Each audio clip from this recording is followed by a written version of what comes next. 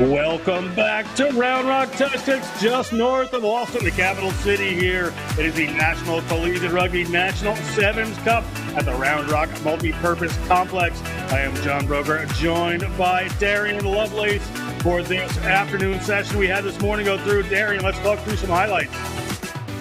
I mean, not enough can be said about the effort that these athletes have put in order to showcase who they are. I mean, not just from the aspect that they've had to work tirelessly to get here, but the organizations that have allowed them to get here through National Collegiate Rugby and Next Level Rugby Productions give them a here, have given them the voice, have given them the ability to show the determination and the collisions and the big tries that we've seen here today. The sport is an absolute production, and it's all thanks to organizations as well as people that are watching. Viewership is out of the roof because of exciting plays like this. Thank you again for letting us explain this game to you, John Broker and myself, Darian Lovelace. We're excited to watch as our first match is underway. Afternoon session here. It's going to be small college first two games. Northern Lights and Eastern Penn Rugby Union. See Eastern Penn in red right there. They are getting ready to kick off. The referee for this one, Emily Gray, that you see in shot right there. Going to get us going. They are going to take on Northern Lights, small college Northern Lights team. They're in purple. Great matchup coming up here. We are underway in the afternoon session. National Collegiate Rugby. This is sevens. This is Round Rock. We are underway. A great initial run there from Northern Lights. Northern Lights moving that one quickly out. We've got a couple of runners here. They're stacked in behind. Just going to come around there. Great work here to pick that up from Penn. Eastern Penn on the run. They have been looking good all game. Sophia Hernandez from Eastern Penn, all tournament, I should say.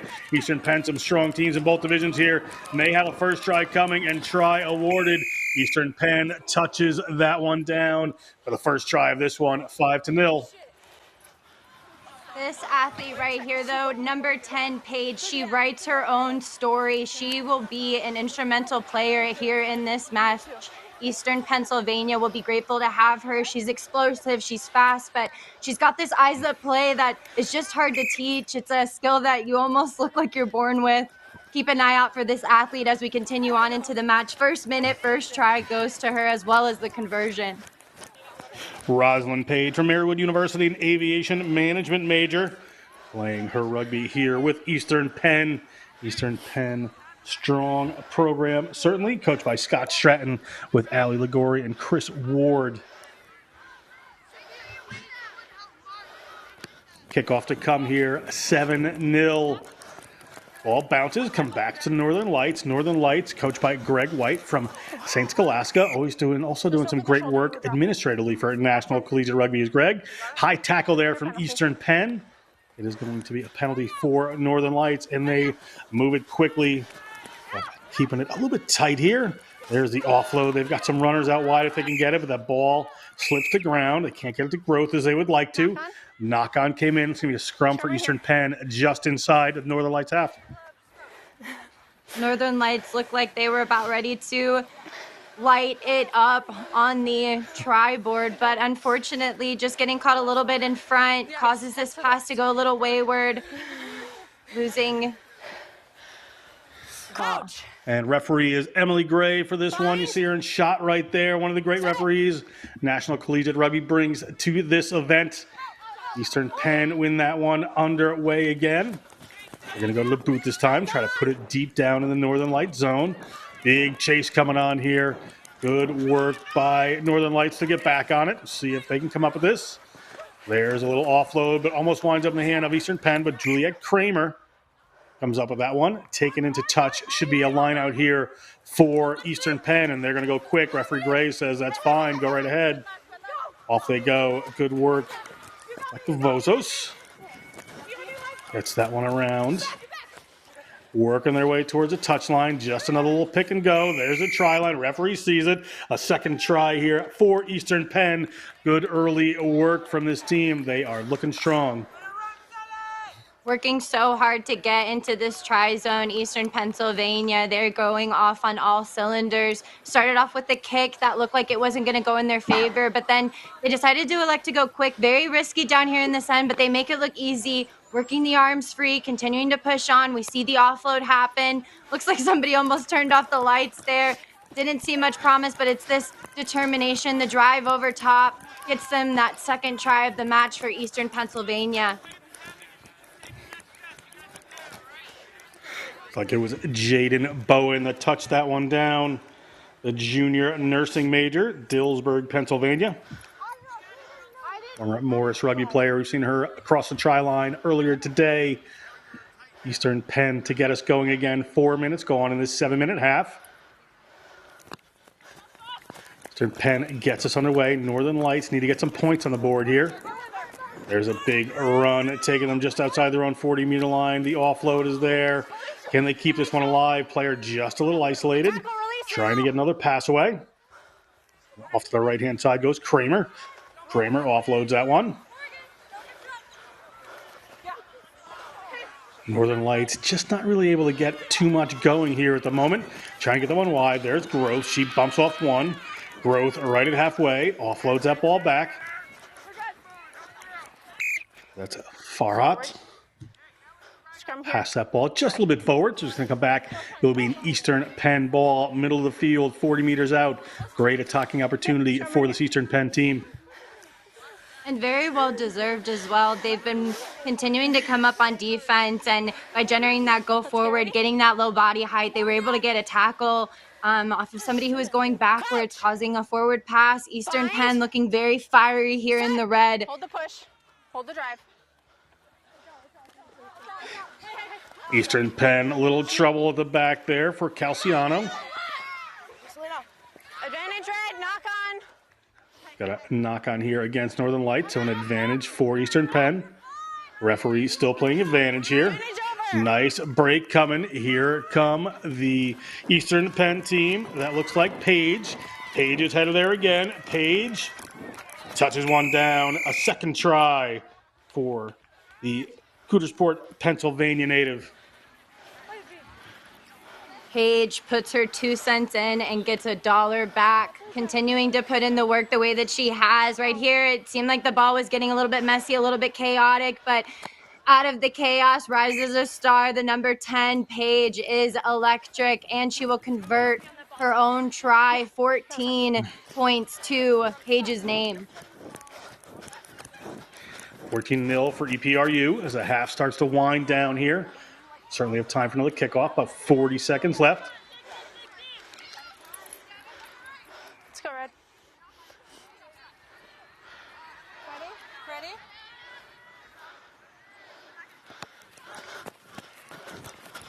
Short kick that time, fielded by Northern Lights. Referee says that went back, so no problem.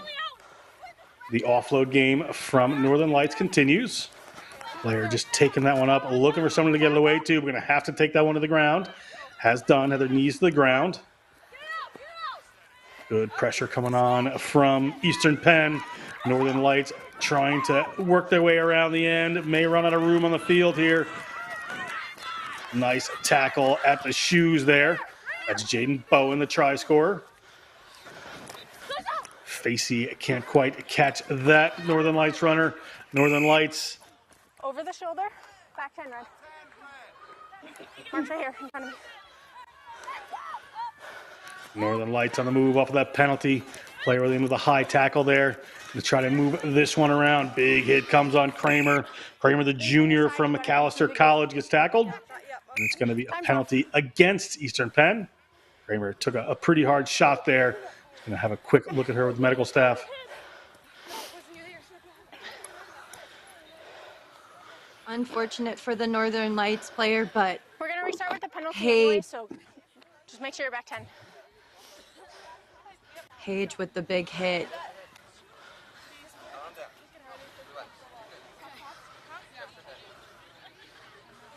Looks like the player might be down with the head injury. It's very important to protect your head off of this, but throwing the passes that are kind of up in the air like that, not protecting your body on the way down. We see her reach for her head.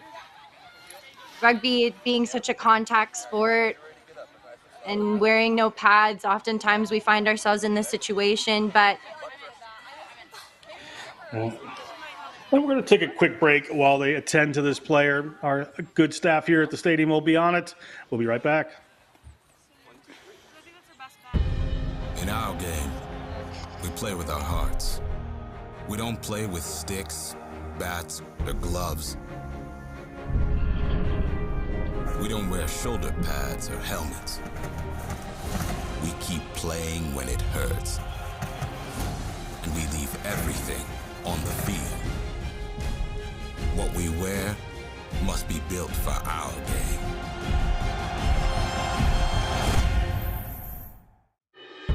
In our game, we play with our hearts. For Northern Lights. We don't play with Northern sticks. Lights on the move here. Still working that offload game. Northern Lights at the 40-meter line. You see a fairly bunched defense there from Eastern Penn.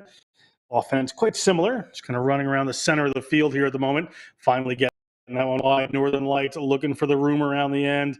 Again, it doesn't materialize. Another offload. Hannah Williams gets that one away. Ball gets popped up there to Swaverland. Back they come, looking for another offload, but hanging onto the ball. Northern Lights able to recycle that one, running a bit cross field again. Tree defense getting dragged along there. They did have a runner out wide. Can't quite get it there. Now they get it, looking to the outside, but Bowen's going to be there. Hannah Williams gets that. Nice little offload there. Here it is into the hands of Swaverland. Nava Swaverland is looking for the line. Nava Swaverland's going to find it. And Swaverland touches down for Northern Lights at the end of this first half. Great work there by the senior from the College of St. Alaska.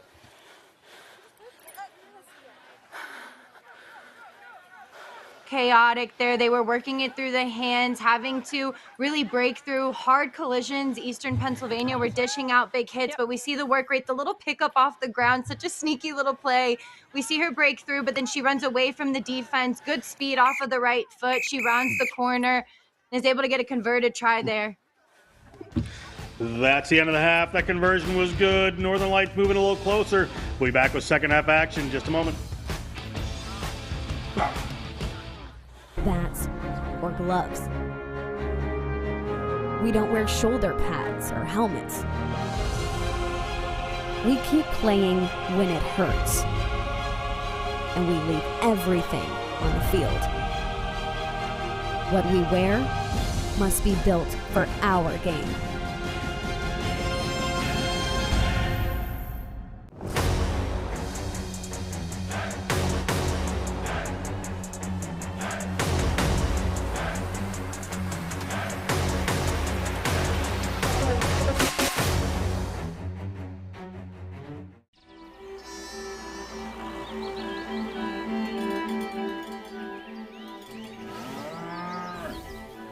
Since 1979, we've been searching for perfection. We've been thinking, sketching, and designing.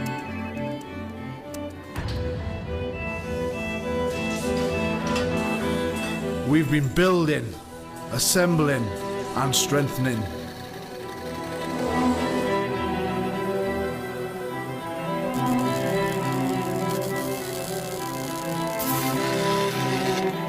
We've been cutting, shaping, and painting.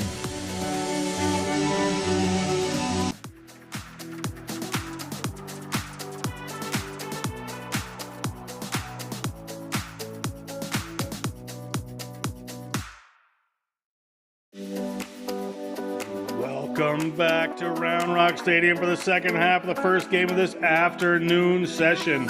We have Eastern Penn Rugby Union versus Northern Lights in the small college division. Just looking at some highlights here before we get started.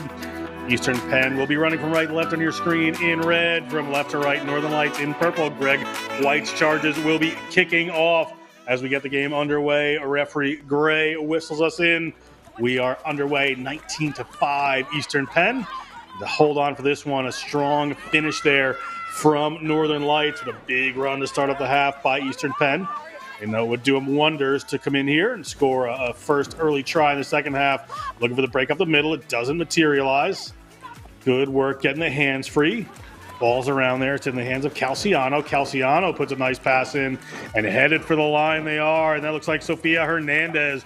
And Hernandez, the first-year player from Loyola University, touches down for the first 5 points of the second half. Hernandez has really been working hard throughout this whole game. She's been putting on really good defense against a strong Northern Lights side, but we see her now with the ball in hand. Paige here works her hands to get free. This is their bread and butter, the offloads, but right here she passes before contact. That defender's already turned in, and Hernandez is so fast. That's exactly what she wants to see, is the back of a defender's jersey. Easy try for Sofia Hernandez. And the kick was good as Eastern Penn continues to extend their lead here in Round Rock. They will get us underway any second. Extending the lead here at the National Collegiate Rugby All-Stars. It's the Women's 7 National Cup all weekend. We'll have small quarterfinals later today, as well as more All-Star action.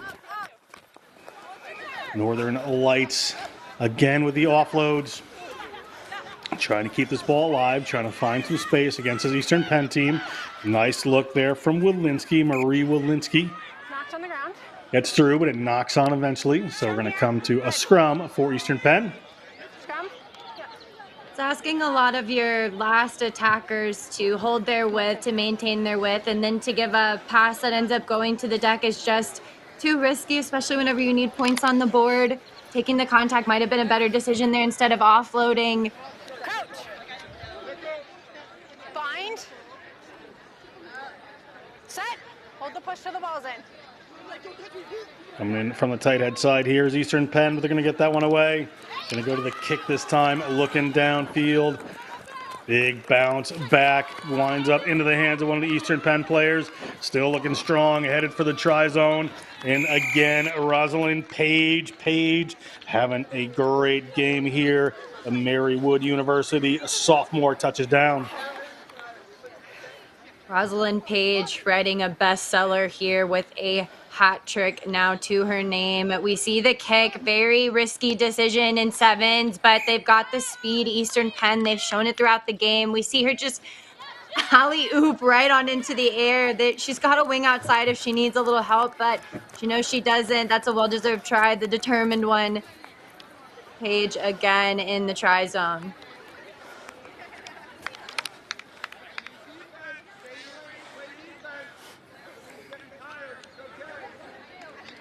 I mean, the stop. There. Exactly. It was almost like that ball was headed for her hands. It had nowhere else to go.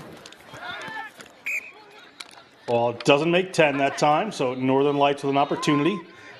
3.5 minutes to go in the second. In the center. From the center. Players not taking the ball from where they're supposed to. Got to take it from the center of the 50-meter line. Right at halfway, they'll head out there. Northern Lights, we'll see what Greg White's team has cooked up.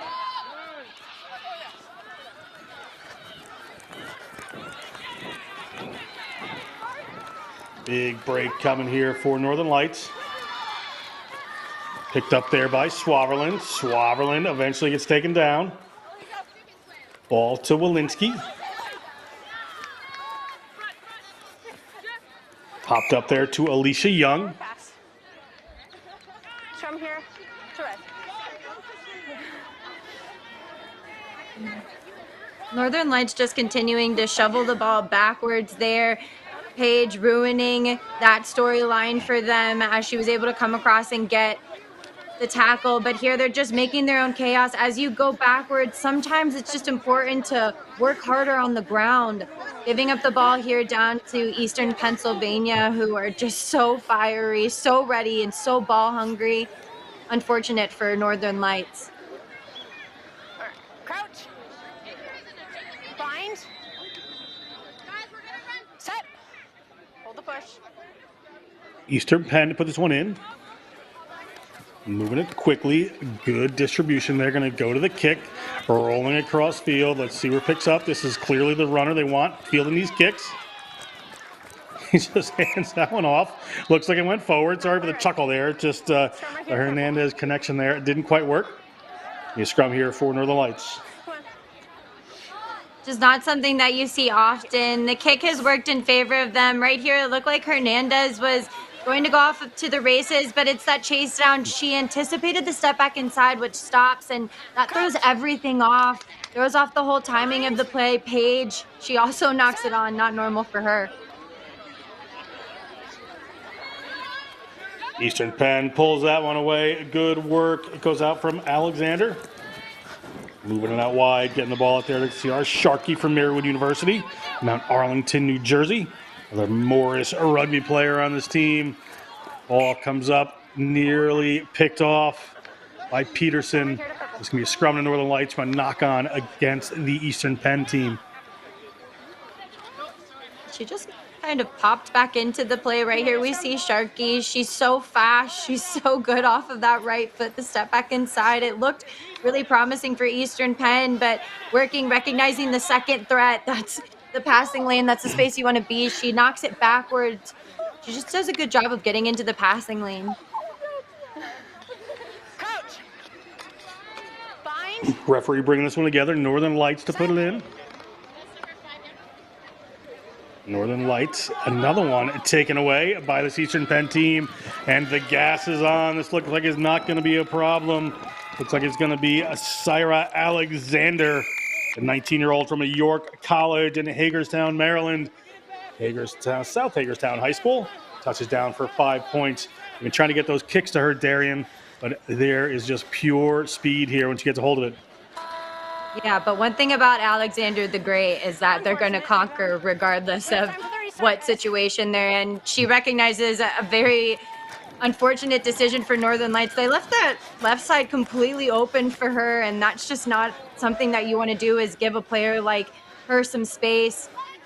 Unfortunate decision for them, but works out again in Eastern Pennsylvania's favor, 36-5 in this Collegiate Rugby All-Star Championship game. Should be in the game. We have time for the kick. Referee says that went backwards, so Northern Lights, another opportunity here. After this game, it's going to be Great Waters versus Upstate New York in the small college division. We'll go back to the All-Stars. That's one ripped away by Elena Facey, the sophomore from Shippensburg, communication major. It's taken away by Growth. Haven't seen a ton of Growth this game. She certainly brings a lot to the game. Big hit there from Alexander. Well done. Look at the big hits coming in from Alexander. Alexander, 5'2", 95 pounds, knocking down some tall timber there. Good work coming across. Northern Lights, opportunity to have the last say here. Can they get it to 10? The foot race is on. Coming across again is Alexander. She can tackle, we've seen. She's got the speed, but she's not going to make it this time. Over the line go the Northern Lights team. And that should be the last try of our game, bringing them up to come. Like a calendar, Alexander says no days off. Her work rate was just exceptional. It all started here. This was after a massive hit that she had just made. That player that was slowly getting up was from Alexander. She might be tiny, but she's mighty. We see here there's a line break that happens right at this point. She's rounding the corner. The speed, it almost looks like she's going to catch her right there, but you have to anticipate where she's going to end up. She just kind of gets stuck behind. Good, well-deserved try for Northern Lights, but Alexander the Great, lucky 11. Well, that's it for this one. We're going to be back in a second with Great Waters versus Upstate New York, small college division. Stay with us.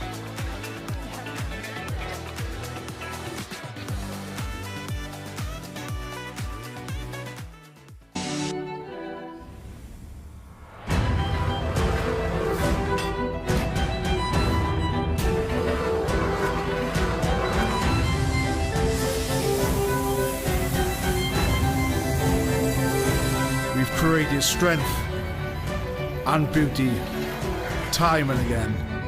Our machines are made for one thing: the perfect hit.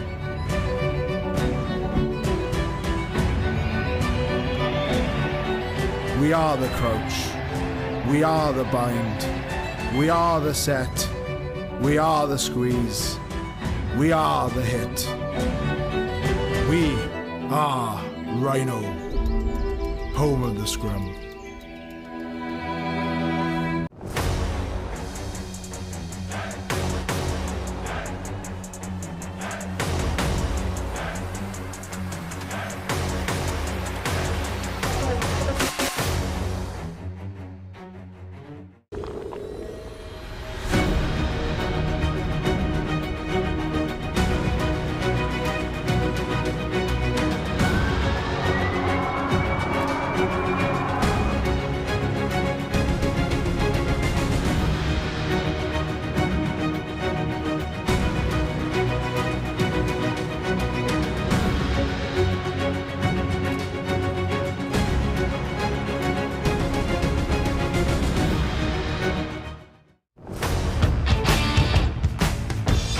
Welcome back. We are underway here. You see Upstate New York in the lovely blue, yellow, and red.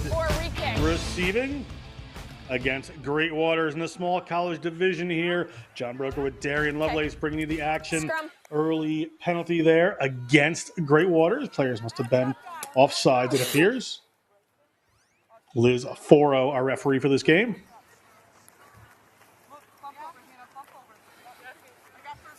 If this game is anything like the last one, you were about ready to see some massive collisions. We're still coming off of some of the highs from the game before. Thank you for watching. That ball comes back to Upstate New York. Upstate New York moving to the outside here, taking on Great Waters in the small college division here.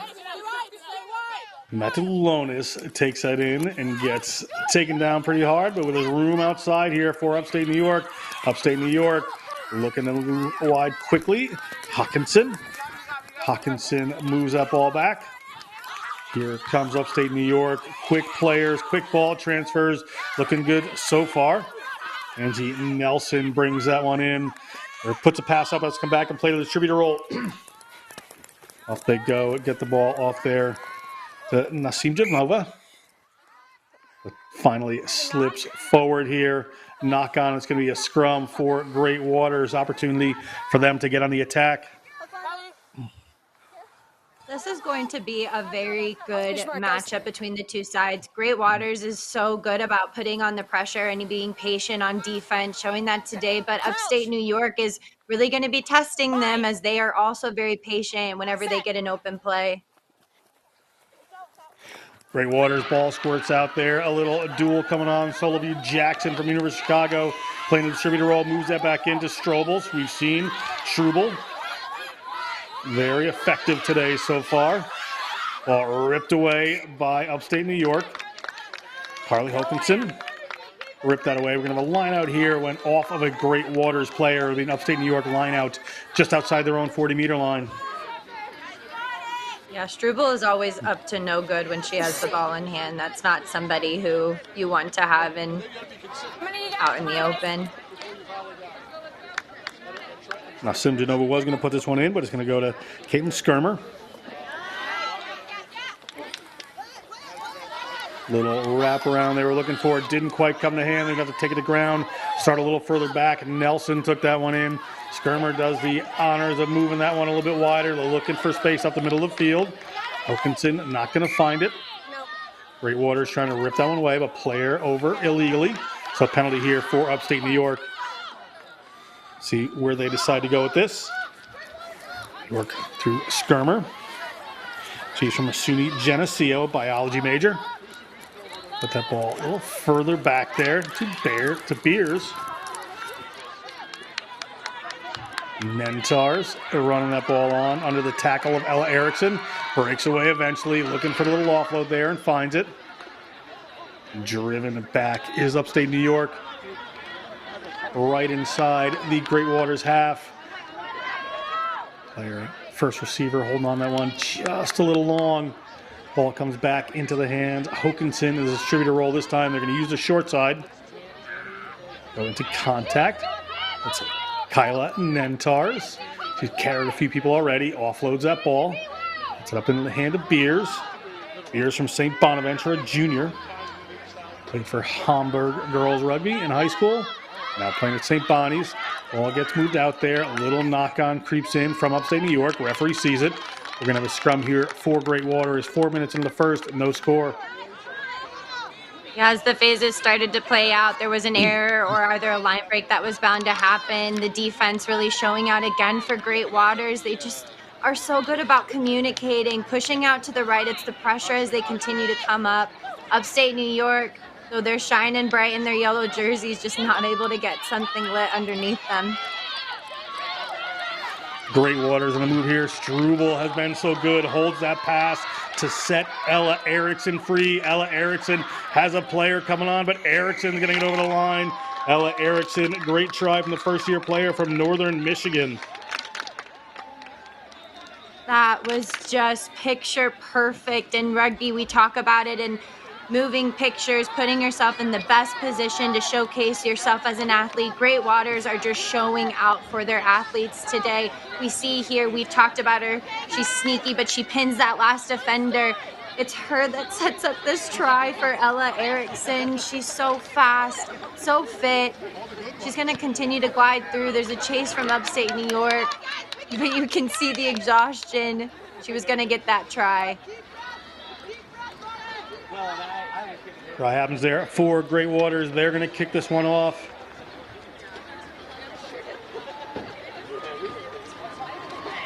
She makes it look so easy. Runners like that, I mean, you can't help but be slightly jealous, but also impressed by it. She just makes ending up in the try zone look like it's no big deal. 5'9". She's got a long stride there, certainly. Riley Connor doesn't hit that one, so we're going to come back for a free kick to Upstate New York.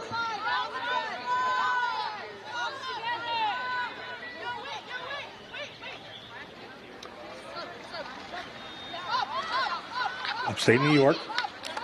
Little wraparound. Beers look to move that out. 5-0 Great Waters. We're under a minute to go in the first.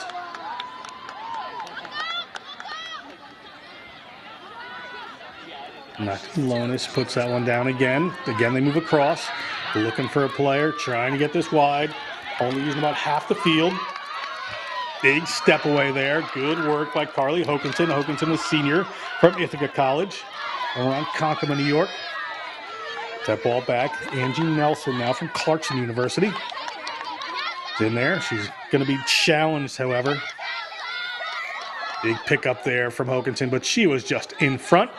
So we're going to come back for a penalty to Great Waters under 10 seconds to go in the half. What good work rate coming in from Connor, which is to be expected. She's really good at hard hitting, but athletely getting her own as well as we enter into the half. That's halftime. We're going to go back with second half action here in Round Rock in just a minute. Stay with us.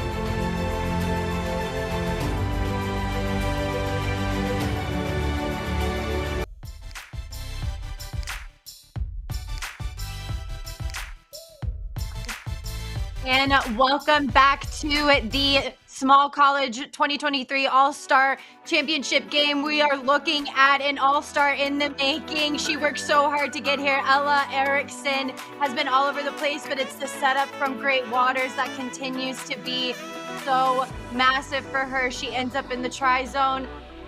But Upstate New York, as they set up here in the yellow, the gals in yellow, they are able to put on a performance as well. Big moves coming in here. Referee Liz Forwell gets us going again. That one's not going to go 10. Upstate New York, great jerseys. Cannot hit the 10 on that one. We're going to come back to a free kick at midfield for Great Waters. Good chance for them to attack 5-0.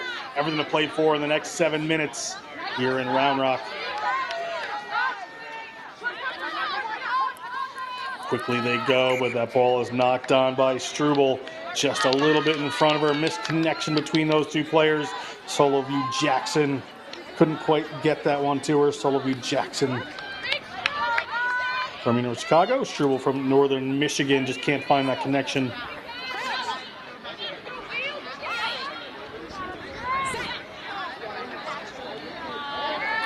Shazoda Ninjanova gets that one away. Simjanova trying to get that one right. Great scrum half there playing for Upstate New York. The ball comes away into the hands of Great Waters. Referee says advantage gain of the knock-on. Let's play.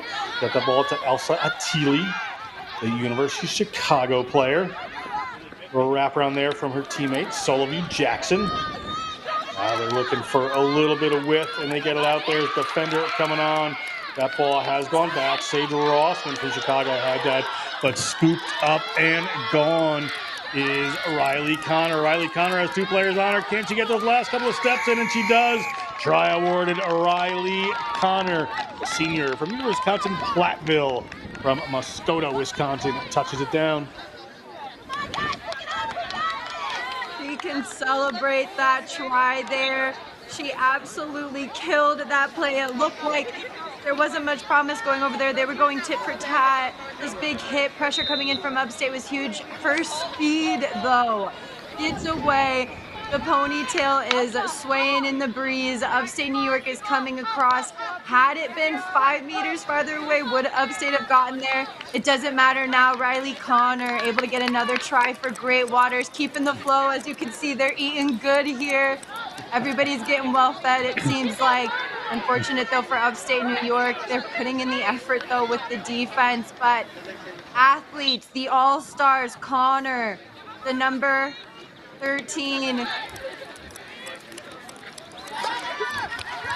Great Waters gets us started again. Upstate New York, 10-0. They are down now. 2.5 minutes gone in this half, and a knock-on the kickoff.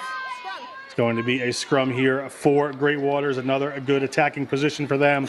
See what they decide to do as the sun has decided to come out and join us here in Round Rock for the afternoon session. It's cloudy and chilly this morning. Players look a lot more comfortable here at this beautiful facility for National Collegiate Rugby's All-Star Sevens Cup. Soloview Jackson gets it to Struble. Struble shows. Struble keeps the ball herself, takes it into contact, pulls in a couple of defenders. Referee spots it there. We'll see what the call is. Because you came in, so she had to get a chance to release. So back 10. Player had to release there. Soloview Jackson takes it quick. Off goes Sage Rossman. Rossman gets that ball back. Soloview Jackson in again. Gets the ball out wide to Virginia Harris. Ball went straight down. Referee says, let's keep playing. Molly Manor. Manor takes that down, comes back, the first-year player from Northern Michigan. Went to Chelsea High School. Straight down again. Struble has it again. Struble knocks one down. Struble looking for the corner, has one player to beat. Not going to get that done. Ball comes back, taken to the ground there from Great Waters. Great Waters gets picked off by Upstate New York. Upstate New York inside their own 10-meter. The ball's going to go into touch. We'll come back, and there's going to be a line out here for Great Waters. Soloview Jackson has ball in hand. Looking to go quick, but she's going to hold on. Referee says, let's have a traditional line out. I think the ref might have even had to slow that game down. That looks like a crazy passage of play. These big hits coming in. Everybody working really hard to get the ball back. This is still, there's still so much time to shift momentum. Both teams really want to get more points on the board. Looks like there might be some substitutions, though, going on for both sides. A couple of changes for each team. Kaylee Vincent comes in for Upstate New York. Full 10. Good. Soloview Jackson gets that one up. She's coming up typically, so throwing the ball in, not always her thing. Sophia Hammond gets hold of that one, and Hammond looking at the line, gets about 5 meters out. Good work to get in there and quickly get that set. You see the Upstate New York defense getting themselves set as Molly Manor moves it out. Get it out into the middle of the field. Manor now has to come in and clean that up, and does. Struble has been great all-rounder for this Great Waters team. A lot of fun to watch. The try scorer again, Riley Connor.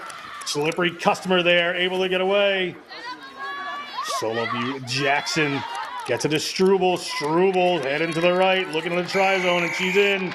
Struble touches down. Savannah Struble, yet again, the grad student is over the try line. Struble ends up in the try zone, but it was all from Connor that led up to it. That silky smooth play that she just had.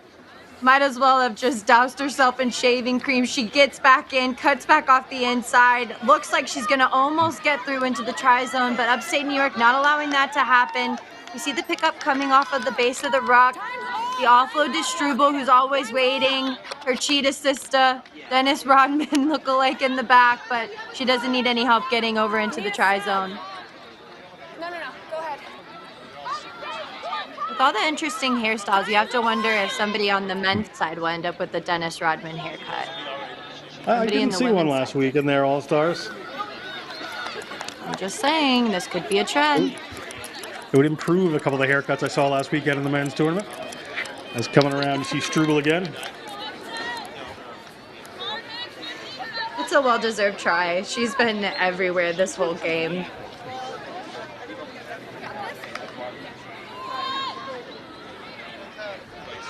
Sophia Hamden, the criminal justice major from Adams, Wisconsin, gets us started again.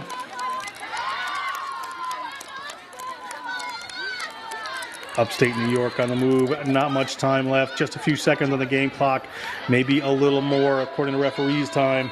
After this, we're going to go from small college to all-stars. It's going to be Big Ten versus Upstate New York. Great Waters versus Great Lakes after that. Big tackle coming in there from Molly Manor, Upstate New York, trying to make some of that out of here towards the end of the game. Ball is up there to Matalonis. Trying to work that one around. Get a last gasp here. Ball is taken in by Yusachev. Little switch back in. Trying to keep this one alive is Skirmer. Big run into the middle of the field for Upstate. Upstate looking to get some players isolated outside, having to keep it tight. Good defense. Another tackle from Manor. Players bring that one back. Haley Vincent. Just a straight up run from one of her teammates. Vincent gets it back. Trying to hand off Hammond. Another player. Working to get by Molly Manor. A last gasp here for this team. Caitlin Skirmer. Nice move. It's around this right-hand side. A late tackle from Manor. Doesn't go. It's Matalonis. Gets that one away. Gets it in the hands of McDonald. McDonald gets tackled. Great. Taken away. Players here just need to kick it in a touch and they'll be done with the game. Player was coming in for a tackle there, and that will be the end of it. We're going to go to break. We're going to go back in the All-Star Division, Big Ten versus Upstate New York. Coming up next, stay with us.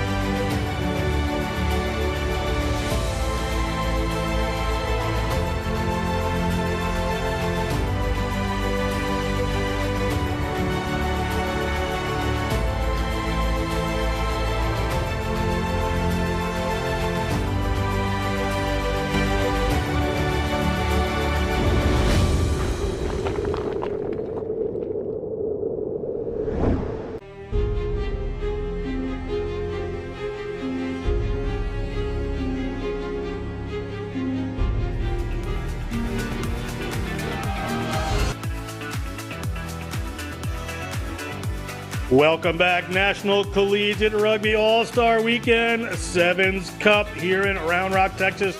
You see the beautiful Austin, Texas capital there. We're just to the northeast, bringing you this National Collegiate Rugby Tournament. Great look at the town here. We're going to move back to the All-Star Division. It is going to be Big Ten versus Upstate. Taking on the next one, you see Big Ten with the words Big Ten written in huge letters on their jerseys, so you should be able to figure out who they are. They're going to kick off to Upstate New York. Upstate New York, a strong team. This is Emily Gray getting us started here, the referee. Upstate New York in the beautiful blue, yellow, and red. Get us started and underway. John Broker here with Darian Lovelace, bringing you this one, Upstate New York. First opportunity, first time on Stadium Field of the day for Big Ten. Everybody playing a couple of games in the stadium, a couple of games in the adjoining field. Underway are Upstate New York. Ashley Reed, wearing number 10, moves that one away, running just a touch sideways here, looking for some space. Big Ten putting in some defensive pressure there. Good work, player of the middle and back. We're going to come back here for a penalty. Player playing it on the ground there. So be a penalty for Big Ten. They have their college names on the back of their jerseys, and that's fantastic. Koulibaly gets that one moving, gets it out to Kufel. Pardon me, I pronounced your name wrong, but try coming, try awarded. That is Barb Ribeiro, the junior from University of Michigan, computer science and linguistics major. Touches down the first 5 points for 10. Looking at this play here, we see them move it through the hands, representing their programs, their state. We see here the behind the back of two defenders offload, keeping both hands on the ball. One thing about that skill set that's impressive is her ability to get low in the tackle and create that offload, protecting her body as well as getting down for the try. Big Ten getting 5 points on the board for them. Again, right here, the step back inside. She takes on two defenders, works hard to get past underneath, protects her body. And then a good line coming in, gets the first try of the match. It was Hensel who made that great play, but it comes down this time. Upstate New York able to field this one. They're just inside their half, so they're 40, room to run. They want to find a little space out wide if they can. Ball just hits the deck, looking for the corner. Corner not quite materializing. Tackler from Big Ten has other ideas. The ball comes back there from Humphreys. Humphreys moves it into the middle of field. Reed moves it a little wider. Ball gets to Caitlin Olive. Pops it up there to Middaw. We've seen Middaw put in a strong performance today. Upstate New York able to recycle this one. Need to get a little bit of go forward here. Try to find a bit of a width and some space. Tackle comes in on McKenna Ramsey. McKenna Ramsey, the St. Bonaventure University player, the Bonnie. Wraparound coming from Upstate. Keeping a little tight, spotting some space. Can't she get by? That's Koulibaly making a tackle there. Another tackle comes in from the Big Ten. Ball gets rolled back by the Big Ten team. They're going to keep this one alive. Big tackle coming in. They're just inside their own half right now. Got runners out wide. See where they decide to go. Nearly picked off there, but player gets a tackler in the ball at the same time. Ball just flipped out sideways to Hensel. Lily Hensel. Defense a little tight on this left-hand side, right-hand side of the field, pardon me, for Upstate New York. But ball gets knocked on under defensive pressure there. Lauren Kufel couldn't quite hang on to that one. We're going to have a scrum here for Upstate New York. Big Ten up 5-0. I mean, watching these collisions can make any aggressive rugby player get excited. We're seeing these massive low body heights, stopping people almost in their tracks. Even though contests are sometimes creeping up high, we're seeing these impeccable tackles, pressure. Upstate New York under a little bit of pressure in that scrum. Going to move the ball in the middle of the field. On rushing defense coming from Ribeiro there. Ball comes loose. Upstate trying to dive on that one and push it back. Big Ten keeping the ball alive. They have an advantage. Kufel sends that one back. Referee is going to bring us back, however. We're going to come to the knock-on. It's going to be a scrum for Big Ten just inside the New York half.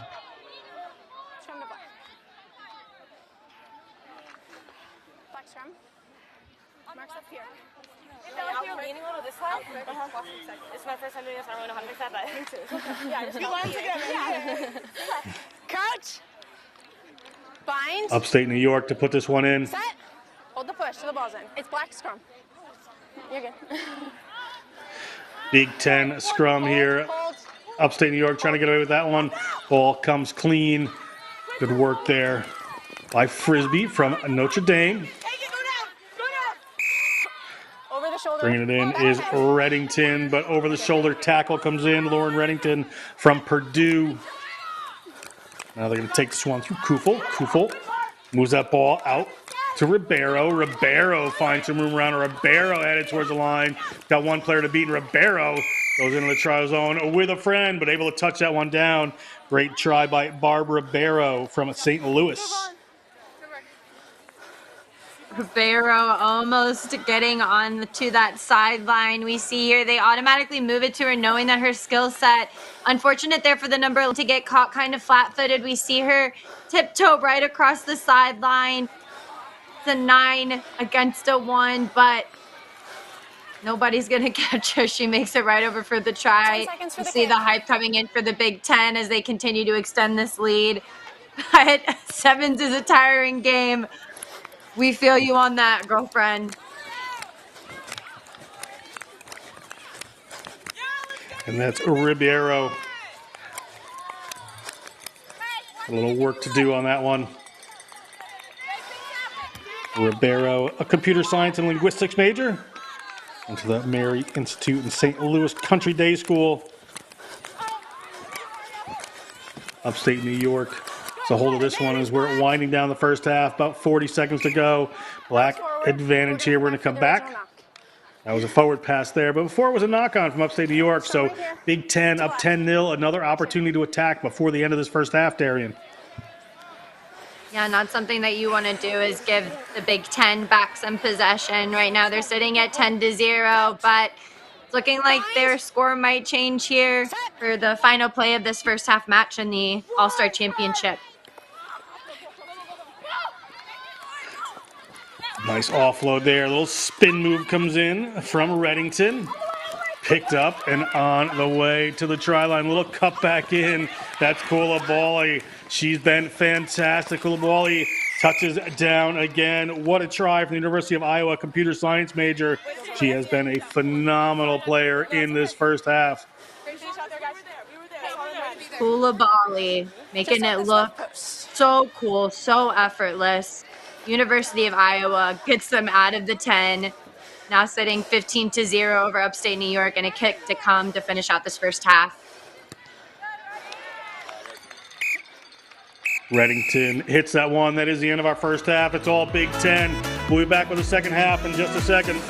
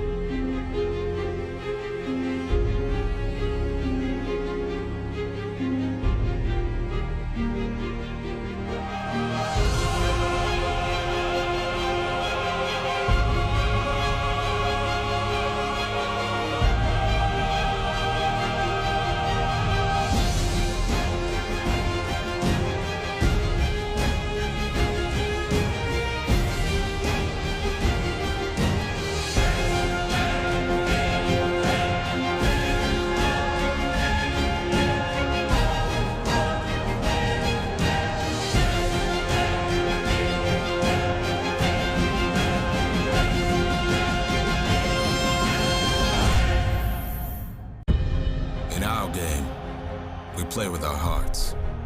We don't play with sticks, bats, or gloves. We don't wear shoulder pads or helmets. We keep playing when it hurts. And we leave everything on the field. What we wear must be built for our game.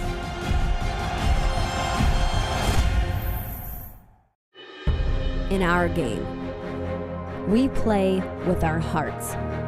We don't play with sticks, bats, or gloves.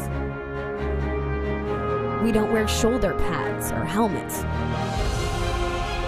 We keep playing when it hurts. And we leave everything on the field. What we wear must be built for our game. Welcome back to this All-Star tournament here. These athletes are showing you today why they are All-Stars. Behind the back passes, big collisions happening here early. You are getting the go forward experience here in Round Rock, Texas. We're seeing the speed coming off early from these insatiable athletes, but they're going to continue to put on the pressure here. Upstate New York coming in hot. But can Kubali turn on the jet?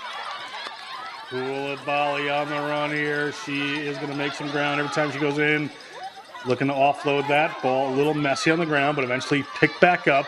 And here it goes, Big Ten. They're going to put down another one. That's Cheyenne Magruder touching down. Magruder, first touch of this game, touches the ball down. The junior from Indiana. Played for North Central Women's Rugby in high school. Puts 5 points down here. They just continue to press on. I mean, Kubali has been everywhere this whole entire game. Going to continue to get the go forward, get those big line breaks. It's this heads-up play, realizing that there is nobody on the right-hand side for Upstate New York. They're just not able to fold around on the defense. They just continue to cook up a storm, the Big Ten, dominating with players like Magruder, the recent try scorer. Upstate New York are really going to have to light a fire, live up to their yellow jerseys, and turn on the lamps. Be like Texas and get 17-0 right now. Big Ten in the lead. Upstate New York needs to get some points on the board. Leader right goes into contact. They had a good run on that one. Ball up to Midaw, moving it across field, looking for that space out wide, but it is shut down by none other than Coulibaly, who is now rucking over that ball. Player holding that in just a little bit there. Surprised it wasn't a penalty, but it's going to get turned over anyway to the Big Ten. Big Ten on the move here. Big Ten, couple little wraparounds. They've got some runners out wide. Ball coming up from Frisbee making that pass. Player inserting themselves in the line, drawing in some defenders. That's Kufel. Frisbee again takes that one, moves it out. Frisbee, the junior from Notre Dame. Picked up there by the try scorer, Magruder. Magruder's looking at the line again. Magruder, a little bit of work to do, gets it back to Frisbee. Frisbee gets the ball in there, and no problem. That is Kufel, a well-deserved try for that player. Touching down here in Round Rock, and Big Ten just continuing to make it look easy. anything that Upstate New York is trying to cook up. I mean, as soon as the Big Ten rolls through it's toasted. They continue to put on the pressure. They look fit. They use their footwork. They work through the tackle. I mean, they're just relentless, and they continue to make these big plays. Magruder, she's everywhere. The recent try scorer. It's the support, though, that's coming in from the Big Ten. These big waves of monumental runners. Upstate New York looking like they're going downstairs. If they can't communicate and learn to figure out what works best for them, the Big Ten look like they're about ready to dominate going into the last 4 minutes of this match. Big Ten kicks that one off inside the 22, bounces off one of the Upstate New York players. But all good according to the referee, pardon me. And we're going to keep moving here as the ball gets to Kinbloom. They're working their way backwards just a bit under some intense pressure from this Big Ten defense. There's Magruder right there putting that player to ground. Everybody's on their feet defensively. They certainly have the numbers game here. Upstate New York trying a little move to wrap around, but not happening. That's Coulibaly once again. Player came in and around. Ball was out according to the referee. Out they come. Looking to get this ball wide, but knocked on into the hands of the Big Ten team. Here's Bailey Barton. Bailey Barton's looking for the line, and Bailey Barton's going to touch that one down. A sophomore from Purdue, a biology major from St. Louis, Missouri, gets 5 points on the board here at Round Rock. Haley Barton gets another try on the board for her team. She says, "Excuse me." She's over there by herself, almost isolated it seems like, but she backs herself, transfers that ball away, farther away from the defender. We see Upstate trying to come across, but she's just too fast around that corner. The speed of this Big Ten team, it's hard to match from Upstate New York. Kick is no good, but Big Ten quite in the lead here. We're taking a look, Darian. Yeah, I mean, just Upstate is putting in every last effort that they can, but anything that they try and put together, there seems to be an even better answer coming in from the Big Ten. Very impressive play as they continue to shut out Upstate New York. Kick underway, hanging up in the air, taken down there from Upstate New York. Ken Bloom takes that one into contact. Ken Bloom, the Ithaca College grad student. Yeah, master's in exercise science. Ball gets taken down by McKenna Ramsey. McKenna Ramsey, ball successfully comes out the back, looking for a little space out wide. They have found it. The foot race is on. It is not going to be won as the Big Ten have their own speedsters. That's Barton catching up to the player there. Out they come. Upstate New York keeping control of this ball, looking to get that one wide. Tackle coming in there from Bouchard.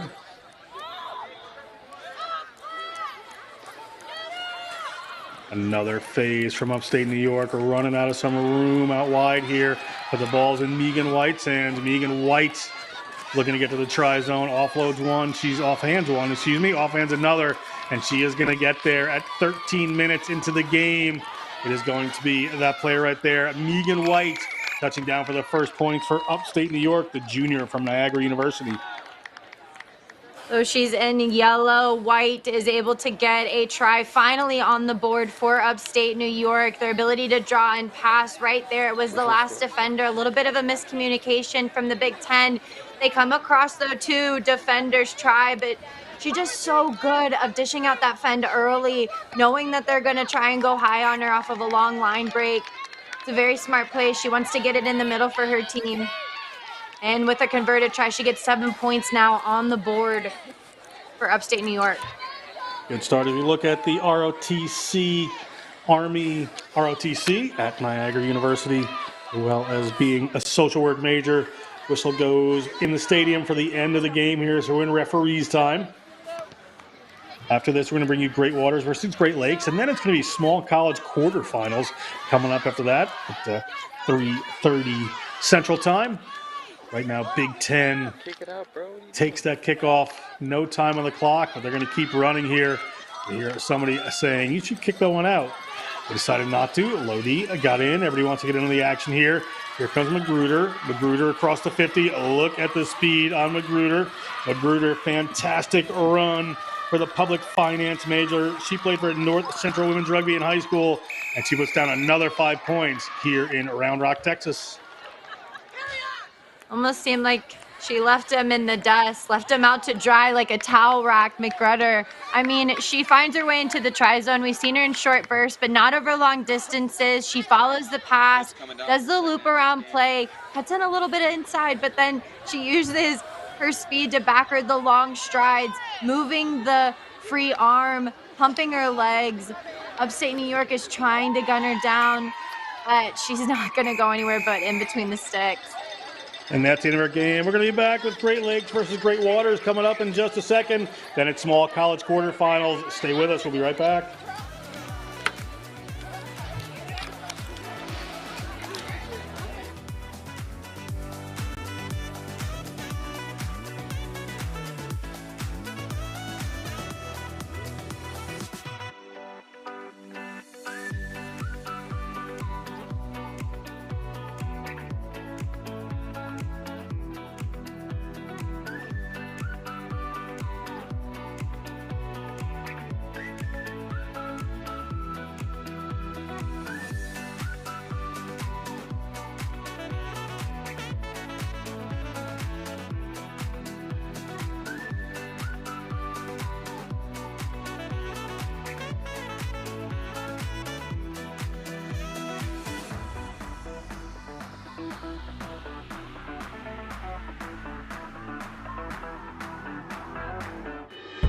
in our game.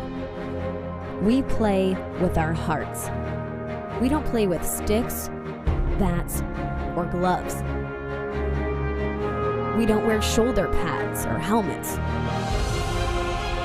We keep playing when it hurts, and we leave everything on the field.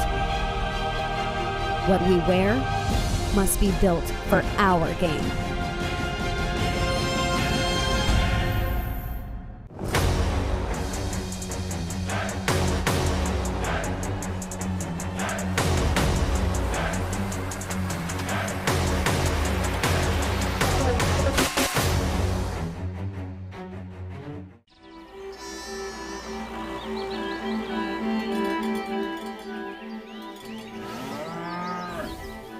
Since 1979, we've been searching for perfection.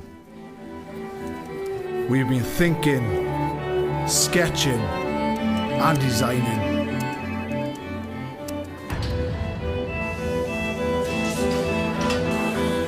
We've been building, assembling, and strengthening.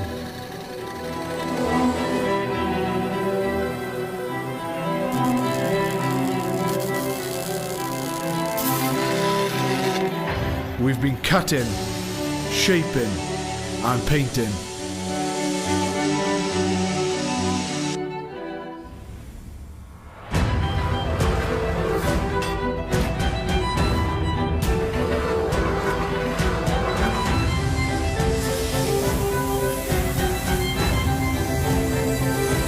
We've created strength and beauty time and again. Our machines are made for one thing: the perfect hit.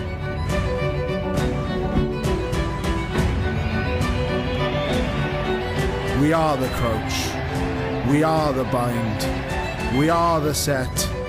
We are the squeeze. We are the hit. We are Rhino, home of the scrum.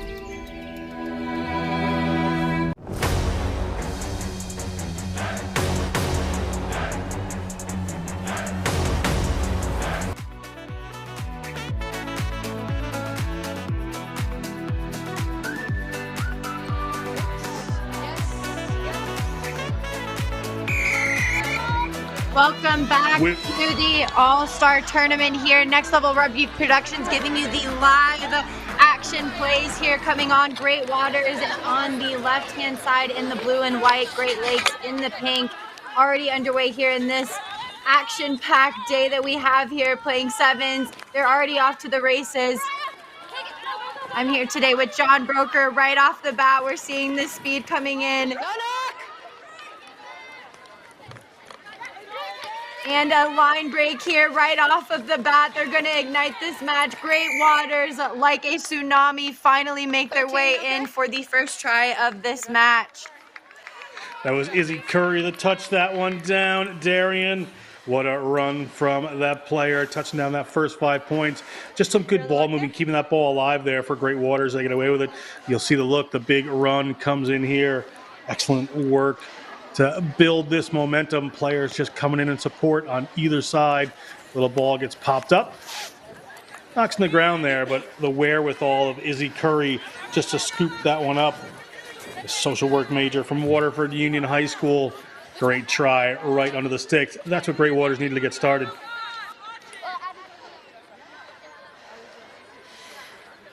Yes, let's have it, Blue. Referee Toby is set to start off this match and kick now. The ball is set in no man's land, and that will be a turnover now going to Great Lakes at the 50. A quick tap here as they start to try and move it to the right-hand side, but getting in the passing lane is Great Waters. And we'll have our first scrum of the game. Scrum to pick right here. Going to be a scrum here to Great Lakes. Darian, just a little mistake there. Great Waters, after scoring that try, didn't want to have that kickoff not go the way it did. Unlucky for them. Ready, crouch, bind. Bind. Set. Scrum coming in now from Great Lakes as they work it through the left-hand side. A little step opens up a bit of space there as they continue to weave throughout. Will she be able to take it all the way to the house? The number 2 from Great Lakes. Is she over for their first try of the match? What a silky smooth play from this Great Lakes side. Wonderful work by Great Lakes. You just saw the speed there on their number 2. Did a tremendous job getting around the corner. I think this is Corrigan. Steps to the right, just steps to the left, just takes on everybody. Beat about 4 of the same people twice. Legs it out there to get into the try zone. Wonderful try from the number 2.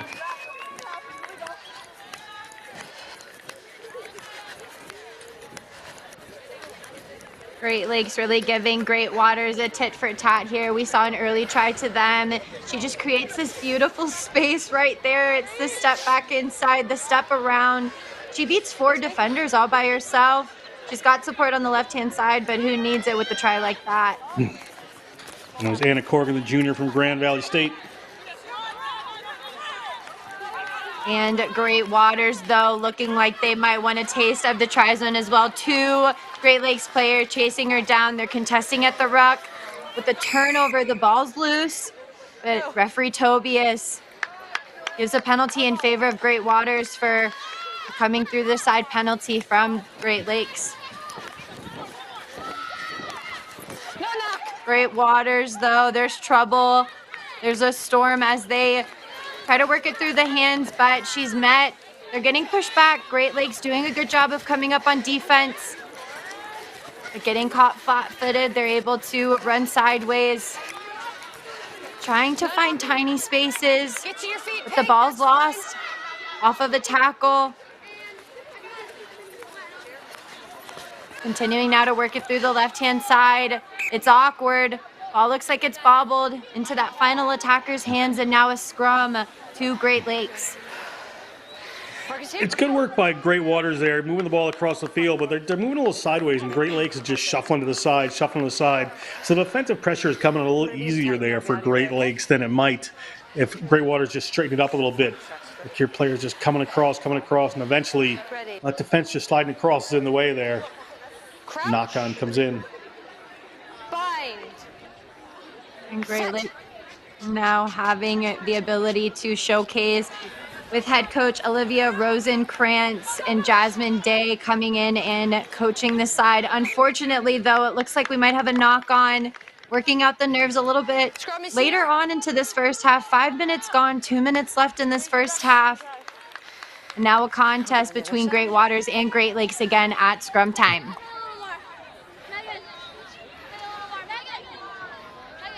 Ready.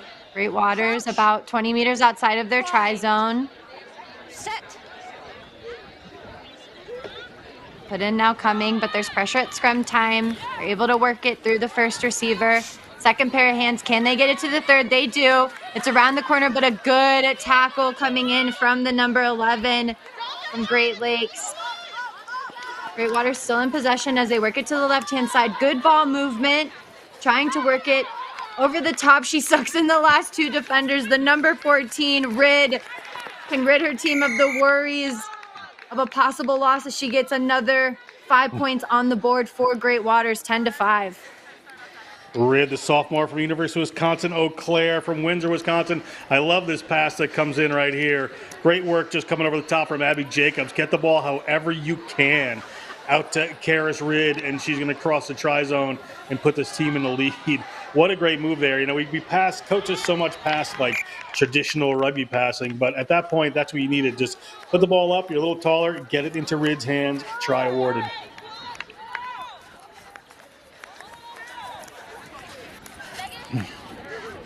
Very good work starting out for Great Waters. They were able to move the ball. Very good coaching for them. They're coached by Betty Yen and Rachel Grecki, as well as Derek Wagner. They can be proud of that last try as they were able to work it through those hands with a kick to come as we enter into, looks like what might be the final play of this match. Great Lakes now with the ball in hand. They're working it now closer to this left-hand side with the Sunny B behind the wrist, little flick pass. They're at the 50 now. Contest, though, at the breakdown. Happening early, though, for Great Waters, and they are rewarded with a penalty. Abby Jacobs takes it herself. She's through the line. Chasers are on her, though. There's a pop back on the inside. The number 9 for Great Waters. Heineck will get, looks like the last try. Referee Tobias says no way. And it looks like that play was held up by Koski. We see here a beautiful Hennick here coming in, taking the ball. She's done so much work organizing the team. I thought she deserved this really well. But coming across the try line here, it looked like she just didn't quite get that one to ground. Ooh, I don't know there. It looked like she touched it down to me. But a great Lakes player gets in there and disrupts it enough for the referee to take away that try. But it looked like it was clearly down from this angle. Tough to re-guess there. But Lauren Hennick, the University of Illinois Chicago sophomore, is going to have to make up for that one. And we'll be back with more as we enter into the second half of this All-Star tournament. Stay with us. The touch judges aren't anywhere to be. Yeah. They're not anywhere to be.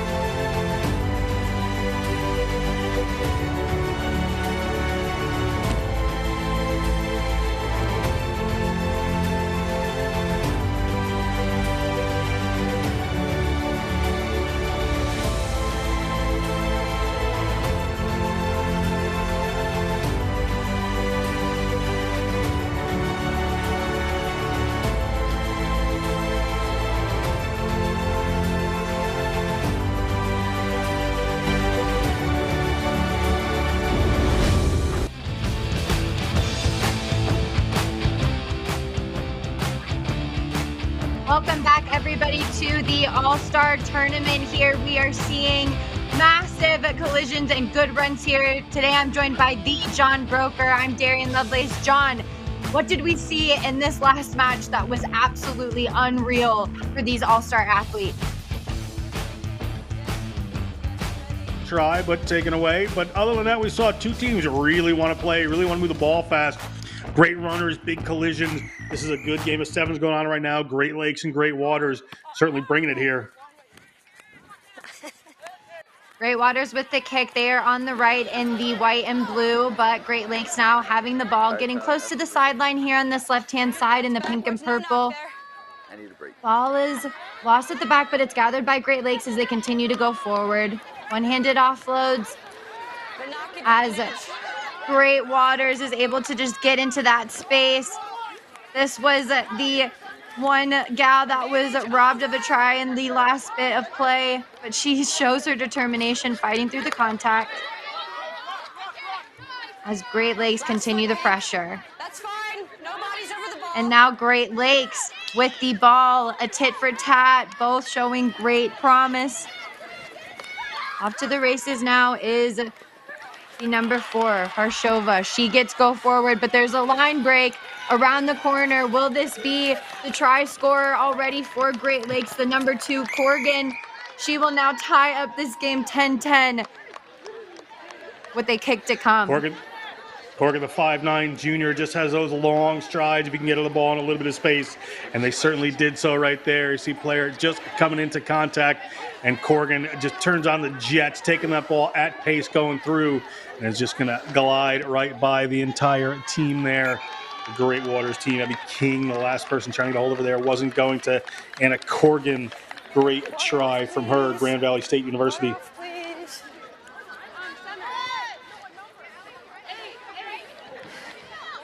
See the good go forward getting generated here. Corgan needs no introduction to the try zone. 15 seconds.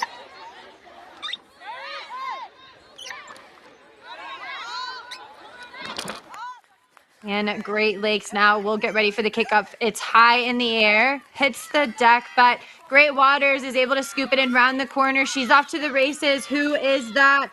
The number 17, Curry. She is cooking up something. There's a chase down coming from Great Lakes. Can they get there? Looks like she might have held it up. Referee Tobias, unfortunate heartbreak there, but what incredible work rate from Tosi. Great defense there. Work coming across to hold that player up. Looked like she might have got it down. All the stars of the line. Ball bounced in her hands. Defenders had just gone the other way. Butts chasing her down and gets a hold of her. You see Curry come to the line there and hit the ground. So Pink, we're on the line. Don't see the ball down there. She gets turned right over by Butts. That's great defense by Nia Butts. Fantastic Bowling Green State University senior. See it here. Looked like she could have got that ball down, but just ripped off to the side there by Butts. What work from the Cincinnati, Ohio native. Tosi is taking this personal as she has stopped 2 tries for Great Waters, but Great Waters with the put in. 5 meters outside, there's a dummy from the first receiver, but looks like Great Lakes almost gets into that space. They're working it around. Tosi, though, she'll come across. Good tackles coming in. They're trying to hold it up. Will they be successful? Again, Great Lakes just absolutely good defense drowning Great Lakes. You see that player, Curry. Curry just running sideways there, just keeps pulling that defense out a little bit. He just turned up a bit. She had some players coming around, but unfortunately gets the ball to Karis Ridd and held up again by Great Lakes, our Great Waters. It's almost like Groundhog Day. Great Waters finding them 5 meters outside of their try zone with the put in to come from Heineck. She's at the back of the scrum. She decides to round the corner on the right. There's nobody there. Finally, she gets a try that she deserves, and that will be our first try of the second half. No question there. Heineck just spotted that open space. You can see her there just glancing over her opposite number and not paying good enough attention to that. Heineck from University of Illinois, Chicago. Just scoots her way over there. Also, Chicago native, went to William Howard Taft High School. Touches down for the 5 points. Drop kick from the right-hand side. Seems to come up fairly short. It'll keep our score 15-10. Just a little scoot around there. Great Lakes really need a defender out on that side or somebody just standing in behind the scrum. They just left that side of the field wide open for this Great Waters team and Heineck. Heineck really wanted to get a try. Here we have Great Waters set to kick off again in the white and blue on your right-hand side. Kick goes 10, it goes 20 meters, and Great Lakes is able to field it cleanly. Good skill from them. As we see a plant off the right-hand side, the speed, though, but a jersey tackle from behind. They're tackled right after the 50. Great Lakes putting on the pressure here as they try and work it through the hands, but a wayward pass ends up hitting the deck, and Great Waters will now have a scrum on the right-hand side at the 50. Good opportunity here for Great Waters just inside their own half. A little mistake there from Great Lakes. Just pushing that pass. I think the player was trying to pass a little wider. They just reached out and grabbed it and couldn't quite hang on to it. Yep, all right. Ready. Crouch. Bind. Set. Heineck and Kel there competing at the back. Kel learns her lessons from the last run around. She's able to stop her at the back. And Great Waters now try and move it to the left. The ball hits the deck, but there's a contest at the ruck. And it looks like Tobias decides that she is in favor. Great Waters loses their feet at the breakdown, and now a penalty for Great Lakes. Yeah, players were on Finally the feet. within their Player just yellow came zone. offside there from Great Waters. Great Lakes, we hear them yell for them to go one more. They're working to get it out wide. But a big tackle coming in from Great Waters. She lands on top, but none other than Kel is there to clean it up, creating the space, getting a one-handed offload. Great Lakes, she's off to the races. That is another try for them. Number 13, Wheatley, gets a beautiful pop pass from Kel for another try. Ball there to Great Lakes. You see players just working around. That's Hamilton right there. Gets that ball away. Try is going to come for the team here. And Great Lakes touches it down, ties it up, just open up that space on the outside.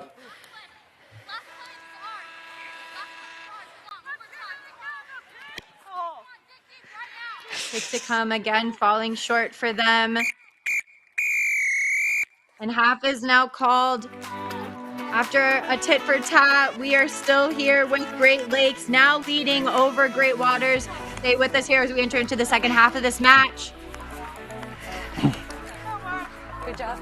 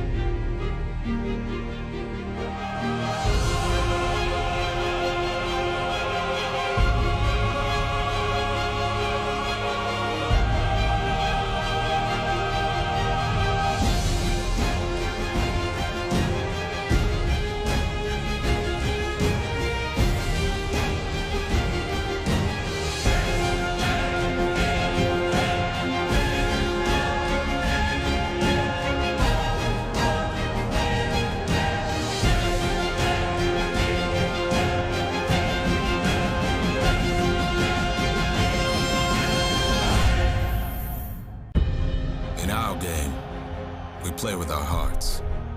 We don't play with sticks, bats, or gloves. We don't wear shoulder pads or helmets. We keep playing when it hurts. And we leave everything on the field. What we wear must be built for our game.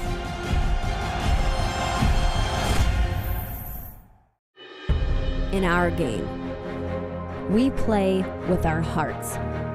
We don't play with sticks, bats, or gloves.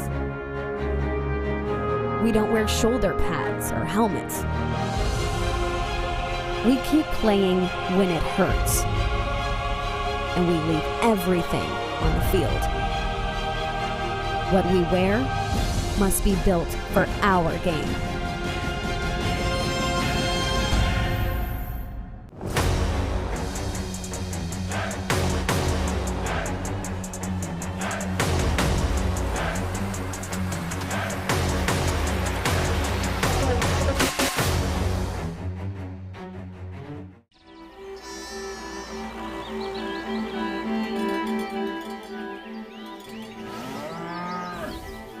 Since 1979, we've been searching for perfection. We've been thinking, sketching, and designing.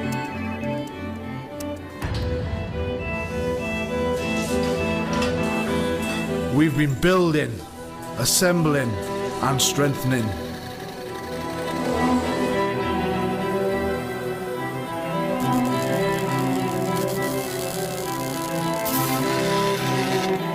We've been cutting, shaping, and painting.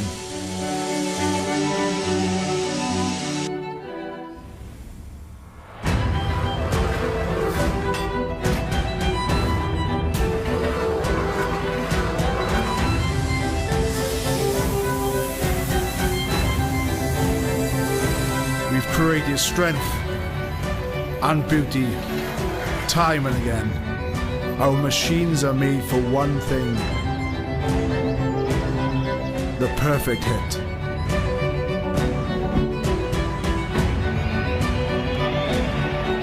We are the crouch. We are the bind. We are the set. We are the squeeze. We are the hit. We are Rhino, home of the scrum.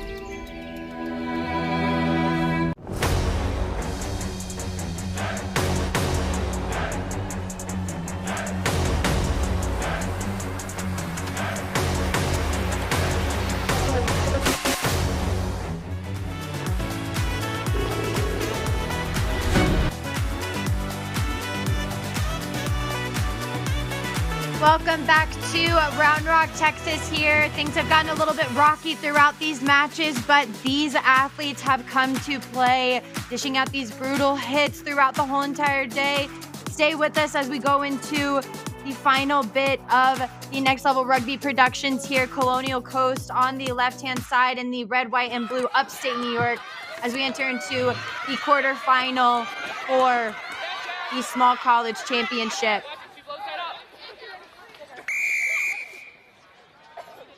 And an infraction called early here for Upstate New York for a not rolling away penalty. There's a little bit of confusion, but Upstate New York electing to go quick.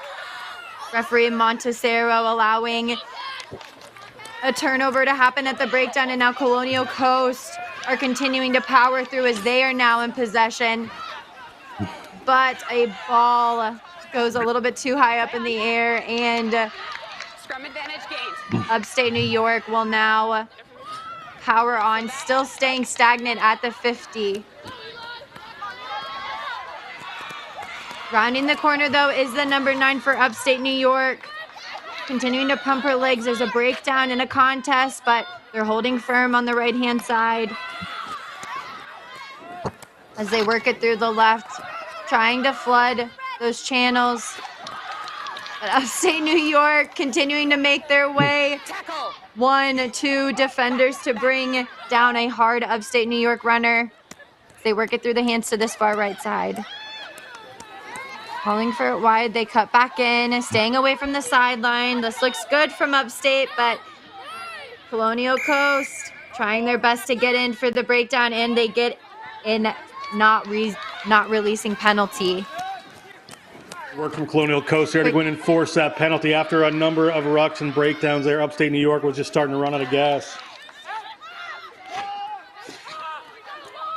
Upstate New York in the yellow.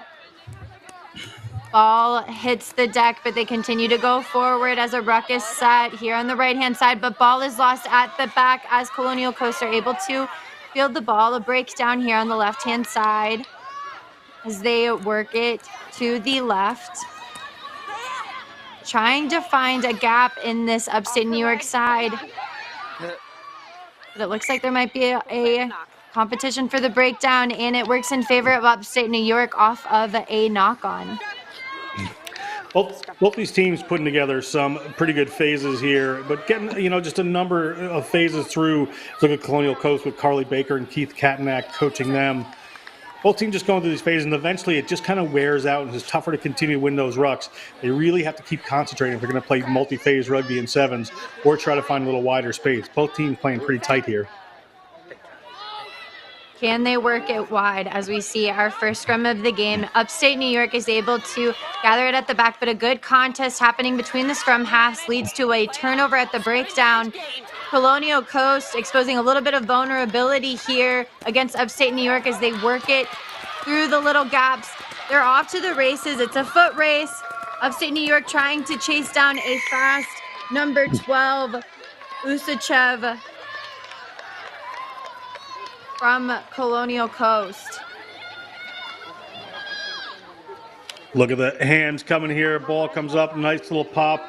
Good work to get the ball to Allie Banks there. And she gets the ball to number 12, Tess Merrill, the sophomore from Endicott College. And she's just going to spin there and head her way across the 22, looking for the try line. Merrill puts Upstate New York in peril as she gets the first try of this match. Able to get a successful conversion. Now Colonial Coast leading 7-0. Another look at Merrill here. Just that spin and on the way. She sees the try line, just starts to pull away from her defender. Good support there from Aylwin, but not needed as Hokinson couldn't quite get to that one. Ball is back off of a kickoff, now back behind the 22. Upstate New York is now under pressure with Colonial Coast flooding in onto the breakdown. It looks like she might have lost her feet, but Upstate New York still maintaining their possession. They're working it out to the right-hand side, but a ball is lost, and referee going to need to bring that one back. Looks like it's gone in favor of Colonial Coast. A scrum, now 22 meters outside of their try zone. Going to be a scrum here for Colonial Coast, but what a hit off of that kickoff from Ellie Bischoff, the junior from Meriden, Connecticut, went to Maloney High School. He made a big challenge off the kickoff that really pushed the Upstate New York team back. They did work from inside their own zone, made it harder for them. Get the reward here with this scrum. So we had to get her off the phone. Okay. Does that make sense? Substitutions rolling in for Colonial Coast here. About 2 minutes left in this first half. Teams are going to have to play again tomorrow as they vie for a spot in the semifinal. Colonial Coast now with the put-in. Scrum is good. Colonial Coast now are working it through Merrill, the try scorer. She's able to get her arms free and get it to her wing. But a loop around pass from the initial receiver, the number 10, Banks. Can she cash in for a try? Put your 2 cents in and get the dollar back. She's able to get another try on the board for her team. 12-0 now. Colonial Coast still leading. Colonial Coast looking really good here. They just have a great mix of strength and speed. They can get that ball wide to a player like Banks. Banks is going to take that ball away, take a little step inside here, a little handoff, and Allie Banks from University of Rochester is going to touch that one down quite happily.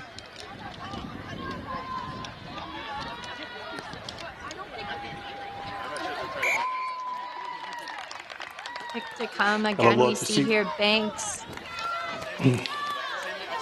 Yeah, Banks, just a good handoff there. Wasn't going to get caught by Matalunas.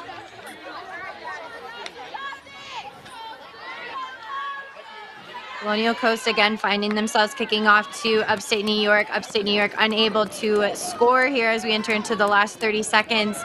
And a kick bounces into the hands of Upstate New York.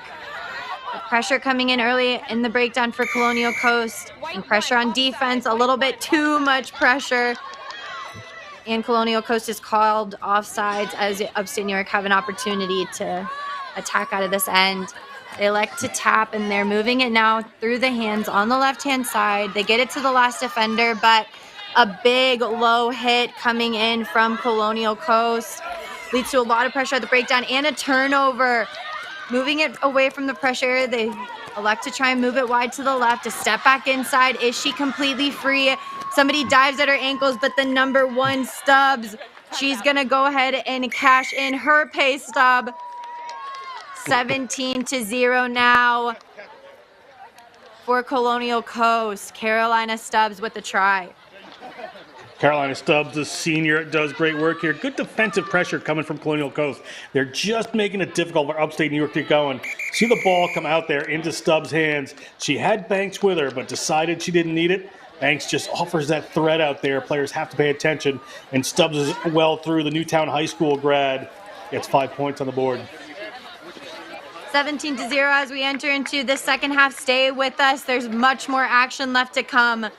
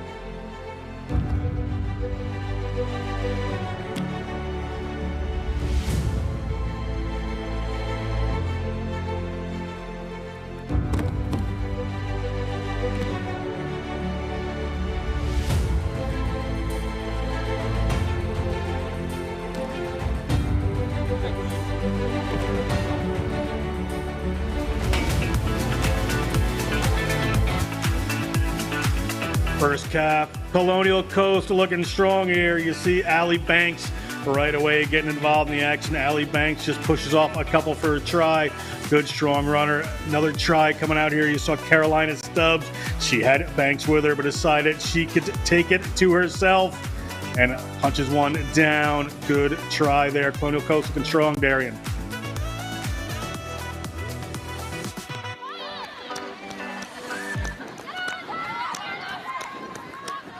In the quarterfinal, the winner of this game will play against whoever wins the Allegheny versus Great Waters match that's being played outside of the stadium. But Upstate New York already having to be on the defensive side as Colonial Coast come knocking on the door. A nice timed pass between Banks and Merrill. Merrill's unable to gather the pass, unfortunately, and now a scrum will go in favor of Upstate New York here within their half. Guys, to me, I'm the mark. Boy, Banks, just a smart player. You sort of get her hands free there. Kind of saw people outside her, went into contact, got in between a couple players, lowered her hands. Just so well did Allie Banks. Could have put that player away. Set. Just smart player. Upstate New York now with possession as they attack off of the scrum, but Colonial Coast dishing out big hits, getting them to ground now as they set the ruck. Upstate New York move it to the first receiver and the second receiver, but unable to make that last pass, and Banks is putting on the pressure, continues to punch in for her team. You're on side. Referee's not too happy about the rules of the breakdown, though. Upstate New York now with a penalty.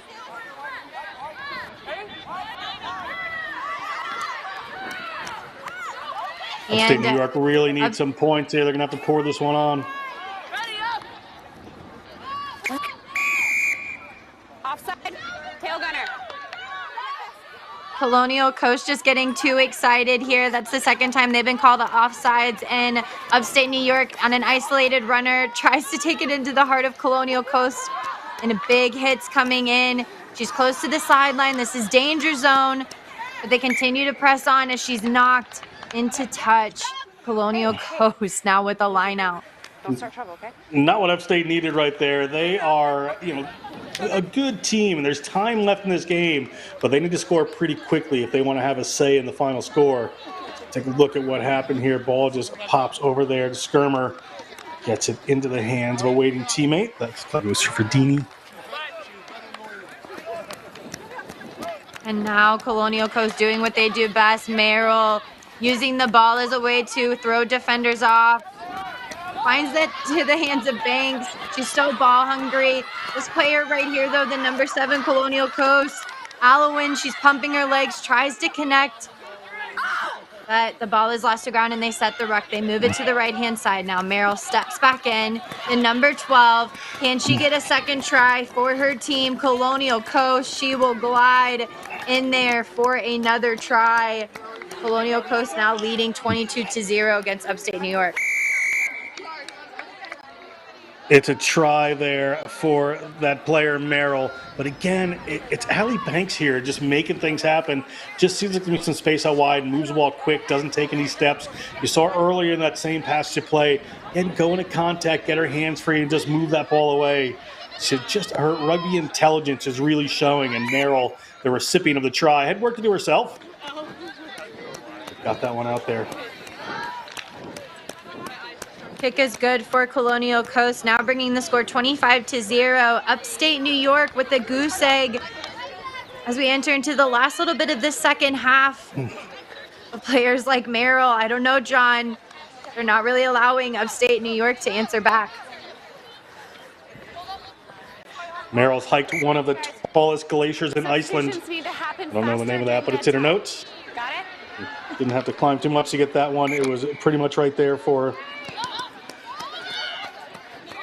Kick now up for Colonial Coast, and they pin it down deep into Upstate New York's end, but they're able to field it cleanly. Breakdown with a little bit of contest. They're able to move it away from the pressure area as they get a pass that looked like it was too good to be true. Offsides again for Colonial Coast. The lack of discipline. Banks trying to tell them to take that one extra step. Upstate New York Over here, let's now with the ability to attack out of their own end.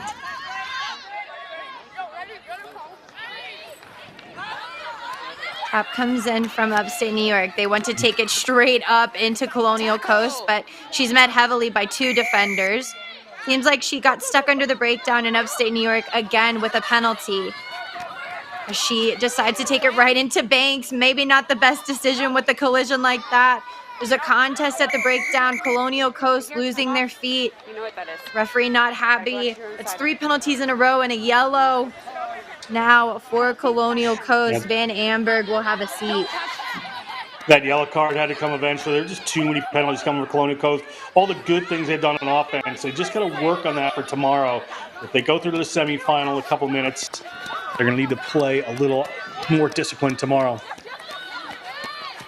Upstate New York showing a little bit of fire here as they continue to work it over the left-hand side. They're trying to expose that weak spot. It might be on that for Colonial Coast, but they decide to back off. A little bit of a high tackle. The Banks holding on for dear life as Upstate New York continue to barrel forward. She's breaking free, setting the breakdown. Upstate New York are about 5 meters outside of their try zone. They move it through the hands to the right. It's now in the hands of the last attacker. Can she make it around the corner? A little bit of a flick behind the shoulder. There's a foot race. She steps back inside and is tackled right into the try zone. Upstate New York with their first try of the match. Nice little pop-up there from Nassim Genova, White, clear her putting space quickly, please. Matalonis off to that right-hand side, and she finds her way to the try zone. Great work, Matalonis from St. Bonaventure. Impressive stuff, but just not enough to solidify a win as they enter into the last play of this match. The try scorer, though, for the team, Matalones, really showing out for Upstate New York, the determination, but Colonial Coast are playing a man down, leading 24-5 as we enter into the final 30 seconds of this matchup. She was on side and you're ready. Nassim Again, Genova it's there just with the just that nice little pop-up. The sophomore from University of Rochester just pops that one up. Those are sounds for the last play of the game as Upstate threw a raking kick through the middle of the field, but Colonial Coast stepping back on the inside, catching them flat-footed. They try and offload it. Ball ends up again on the ground. It's a contest, and none other than Colonial Coast will end up successful. But a toppling counter ruck coming in from Offside. Upstate New York ends up in an offsides penalty for Colonial Coast. Upstate New York now having the ability to have one final say in this quarterfinal matchup. A little bit of hesitation there. She elects to go herself, the number 6. They're working it into a tiny space as they set the ruck in the middle of the pitch. Colonial Coast, though, throwing in wave after wave. There's some speed here, but Banks with those long arms Emily Gray tries to tackle her out of bounds, but got back inside, finds it in the hands of the try scorer for Upstate New York.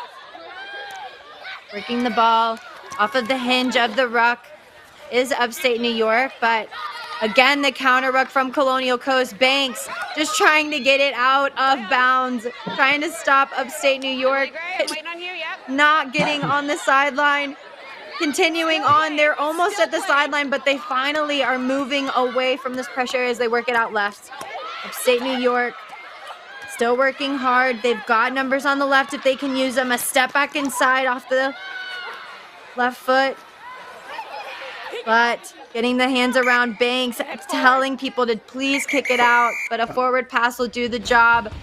Colonial Coast now will be heading into the quarterfinal against whoever wins against Allegheny in the Great Waters. Stay tuned, folks. We've got our next quarterfinal, Northern Lights versus Ohio Valley, set to come. Stay with us, everybody.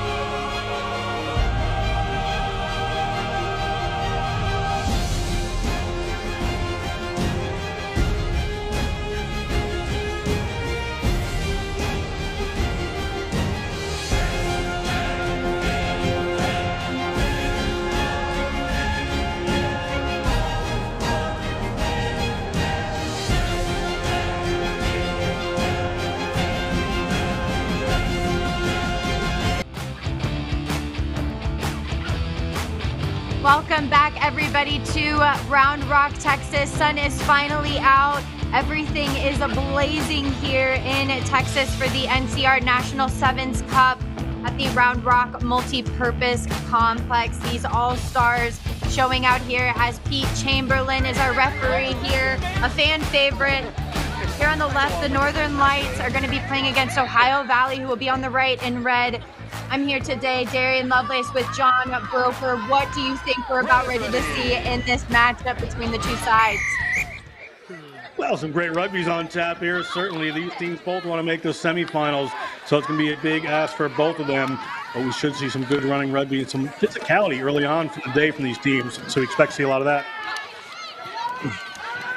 And Ohio Valley are already off to the races as they round this corner here on the left side, trying to keep the ball in bounds. She's successful in keeping it in play as they work to go to the right. Taking out 2 defenders is the number 10 for Ohio Valley, with a breakdown now in the middle of the field.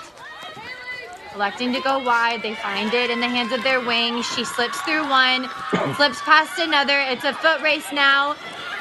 Northern Lights trying to chase her down, but Ohio Valley looked like she's going to take it straight to the house. Less than a minute in, and we've got our first try of the match. That's Haley McGregor touching that one down. Just good wheels on the outside. See the ball come out there. Just one quick shift across. And here's McGregor, just steps in, steps out. And she is not going to be caught once she gets across the 50-meter line. You see Kramer there putting in a good chase. But McGregor from Ohio Wesleyan University certainly has the wheels. The international studies major from Cleveland gets 5 points here in Round Rock. The hype is real for a converted kick. We haven't seen too many athletes able to showcase that ability. But as you said, John, this step back inside really set her up for the first try of the match. Yeah, McGregor, captain 2021, 2022, 2023 at Ohio Wesleyan, has won the small college division here before. She'll get him started again. Kick is off. It's high. It's successful in going over the 10, and now Northern Lakes are working right around the 22 as they keep 4 attackers within this 15-meter channel, trying to find little gaps and working it out wide, but big tackles coming in from Ohio Valley. They've got some space out wide as they try and round the corner. Ohio Valley are able to get a jersey tackle. They're doing a good job of coming across and stopping the pass. Northern Lakes calling for an offload as she's able to slip through this tiny little gap. It's a foot race again. A chase down coming in from Pierce. Can she reach? You see the hand come out. But Northern Lights finally lit a fire there under the try zone now for the first try of the match for them. Good response here from Northern Lights. Just huge. That little pop-up comes. And they're going to make the most of it they can as the ball gets popped up there. Number 12, Nava Swaver. She is a good player. Northern Lights, a little bit more of a physical kind of tight team than is this Ohio Valley team. Ohio Valley has some speedsters, some players who can put the ball in space. So they really needed to answer that try right there from Ohio Valley, Northern Lights. Kick is no good for them. We see here again the work through, continuing to press on. She just slips through that gap so effortlessly. The foot race is on, but Swoverlin feeling swole. She gets right over for the first try of the match. Kick is no good, so now Ohio Valley still leading 7-5 as a kick comes from Swoverlin. She gets it over the 10, and ball is now on the ground as Ohio Valley are able to gather it up off the ground. Trying to offload in contact. They get some go forward through the hands of Spilloy, but it's turned over there from the Northern Lights as they try and do an over-the-top pass. Ball is treated as a hot potato. Nobody looks like they want it till it's gathered by Hayes. She wants it. Does she want to try? Will Northern Lights chase her down? There's a chase, a foot race. She sees her. She reaches around. What a takedown by the number 13, Walensky, but Ohio Valley's Hansian taking it down for a beautiful try off of an offload. When I glanced at the lineup here for Ohio Valley before this game, I saw Cantian and remembered how tremendous she was in the last game.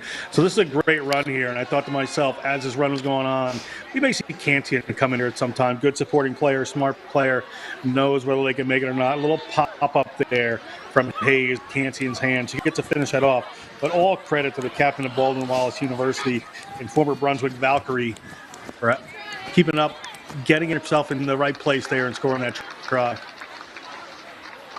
Ohio Valley now still leading. Kicks to come there right between the sticks. The effort, though, shown by this Ohio Valley side. That extra work rate. Keep an eye out for players like Nancy, and she is so instrumental in trying to get points on the board. Ohio Valley kick to Northern Lights, who unfortunately get a knockdown back in their own end. A center scrum here. Chamberlain blows it up. Keeps on reiterating that it will be a scrum. Looks like Ohio Valley was very excited to get the ball rolling there.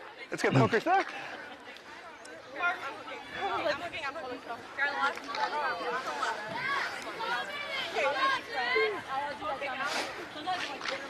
Pete Chamberlain getting set here. He loves to blow it up for the scrums, likes to reset it, take a breather. Hold. He really enjoys those breathers in between, and he's the first ref to notice a knock-on. Right off of the bat, though, we see pressure happening, but they go forward. Able to weasel in that space, though, is Northern Lights, and they are able to get the ball now to the wing. She gives it back on the inside with a good defensive tackle from Ohio Valley. It's awkward as she tries to get her hands free. Multiple players landing on the ground here. Bodies in the wake, but Northern Lights are now off to the races. We see a player here, unable to see the number 9. Northern Lights staying lit. That is Kramer getting in a try now for Northern Lights. What a change of momentum. Intentional or not, this is good work by Northern Lights. Get a couple of the key players in the tackles for Ohio Valley there. Some of their speedsters. Draw them into the middle of the field. Get the ball out to Juliet Kramer and let Kramer do the work there. McAllister College applied math major from Denver, Colorado is going to touch that one down. Tremendous work, but they kind of drew him into a fight there. Exposed a little bit outside room, and taking care of it there is Juliet Kramer. Chamberlain blows it up. Northern Lights now leading 10-7. They're on top. Stay with us for the second half as we enter into the semifinal. We enter into the quarterfinal for this small college.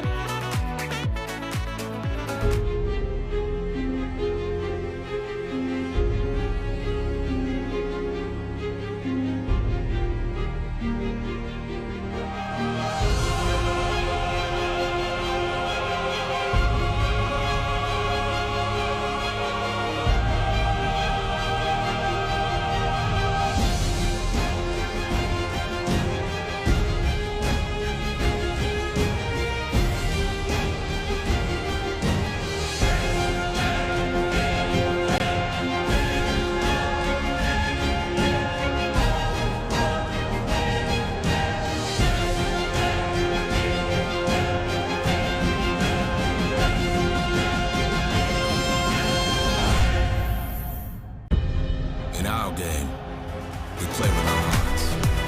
We don't play.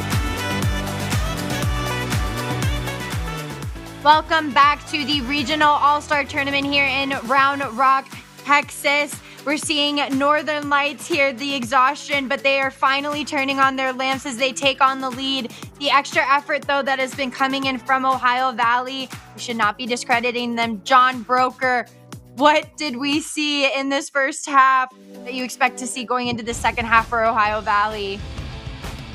We saw two teams with very separate styles of players and separate styles of athletes. It is going to be interesting to see who comes out on top here, because if they can play their own game and draw the other team into making those mistakes, both of these teams can finish. Look at that other try here. Yeah, Kramer there taking that one around. And kickoff now as unfortunately it is bobbled and a big collision happening there as Ohio Valley showing that they are contesting at any chance they can get. Red scrum.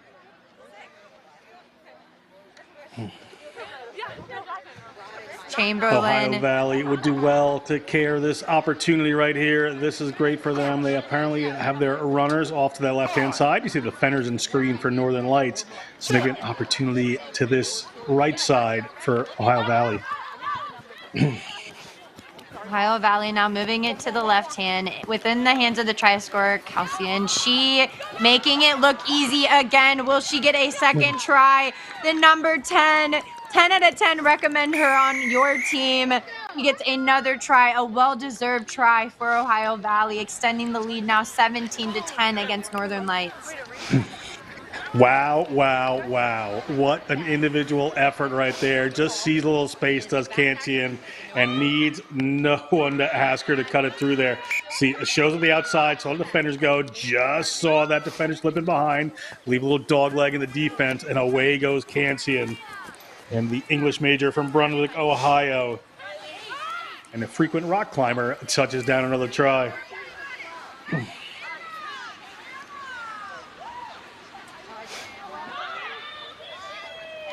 Chamberlain there set and ready for the kickoff. But again, you just said it, Cantian, what can't she do? She's going to continue to get over that try zone if you give her a little bit of space. Kickoff set to come from the team in red, Ohio Valley.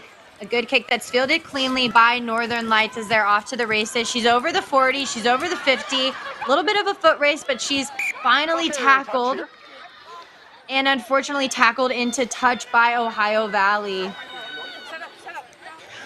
Good work by the defender there for Ohio Valley. She was starting to creep up just a little high coming into that tackle, but able to take the tackle down and get the player in a touch.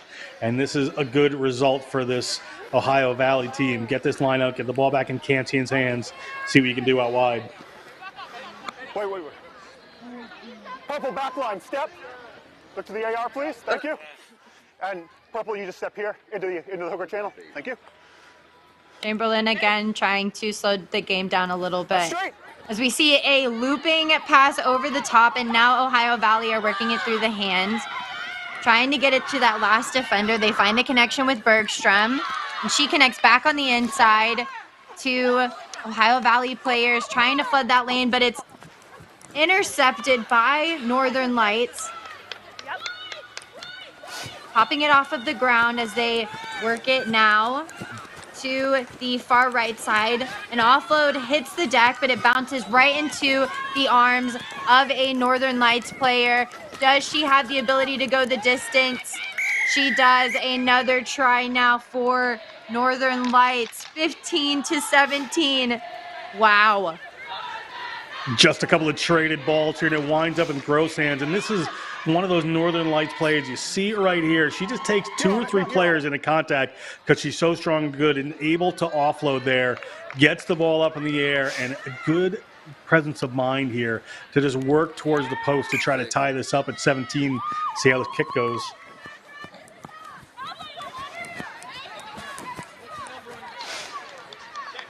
Kick to come here as we see Northern Lights continuing to turn on the lamps. They just continue to round those corners, show their speed. Any chance they get, Williams, she's going to get it over the line for another try. Yeah, I couldn't quite see the number for the hair there, so good to see.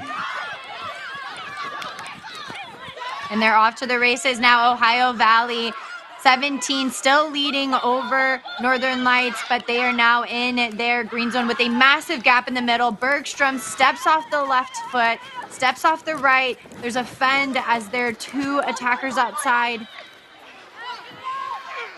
Cantian is met heavily. They continue to try and take it into the guts of Northern Lights. Northern Lights not allowing much go forward for them now that the line break is over, but the work rate still happening from Ohio Valley. It's taken from the breakdown. She's trying to work it around to the right-hand side. Almost over for the try. The number 5 from Ohio Valley is there, ready for the pickup. Pierce, ready to get another try on the board for Ohio Valley, bringing the score 22-15. Etta Pierce touches that one down after a little bit of work. The Hong Kong native, right to the Hong Kong International School. Ball comes up here. Just all the hard work comes from Cameron Bergstrom from Grace College. She's from Lowell, Indiana, and we just can't quite reach that line right in places. Etta Pierce from Ohio Wesleyan. She just reaches out and touches that down. Great try. Great work by Ohio Valley. 24-15 now is the score after a converted try. Ohio Valley still leading. Again, we see skill sets like this, the pop-up off the ground. Yeah, Etta Pierce right there, just in the right place at the right time. Good work from her. She played for Sandy Bay Rugby Club in Hong Kong. Great rugby scene, obviously good sevens. Ohio Valley set for the kickoff. Chamberlain waiting to look for an offsides, none called. So Northern Lights now are contesting for possession, but Ohio Valley say, I'll take that kick back, and now they are on the attack. Hansian rounds the right-hand corner. That speed, can she break through? She will roll right past all of those Northern Lights defenders for what might be the final try of this match. Work again by Cansian. Just takes that, sees some outside room there and knows she can get there. Right around the corner goes Cansian, headed towards the try line. Not going to be a problem despite players chasing her right there. If this game is not over, they should pull her off the field and get her a little rest. She's going to be a key player for this team tomorrow. Looking like Ohio Valley might end up on top here as a converted try could possibly be in their favor. Pete Chamberlain blows it up. Winner of this will play against whoever won Eastern Penn versus Rugby Northeast. But Ohio Valley coming up as we get ready for our next match. It will be Big Ten versus Texas. Stay tuned with us as we watch some more all-star athletes show out their abilities with Next Level Rugby Productions.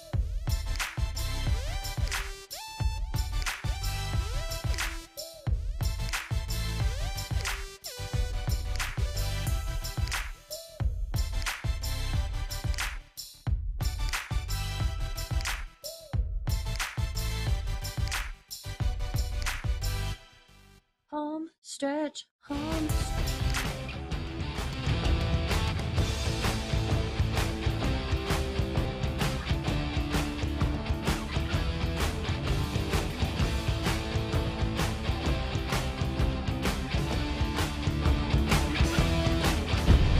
In our game, we play with our hearts. We don't play with sticks, bats, or gloves. We don't wear shoulder pads or helmets. We keep playing when it hurts. And we leave everything on the field. What we wear must be built for our game.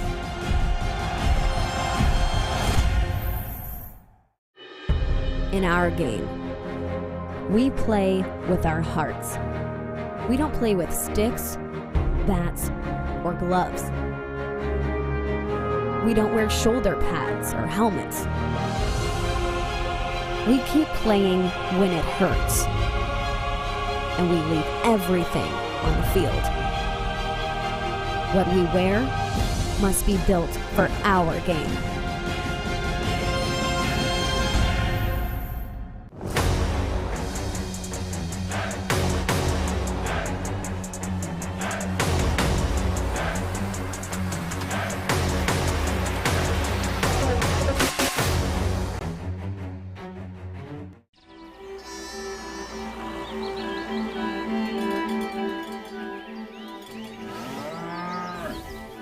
Since 1979, we've been searching for perfection. We've been thinking, sketching, and designing.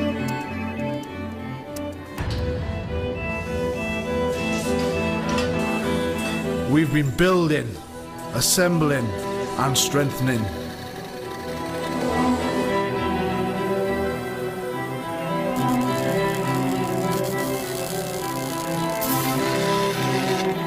We've been cutting, shaping, and painting.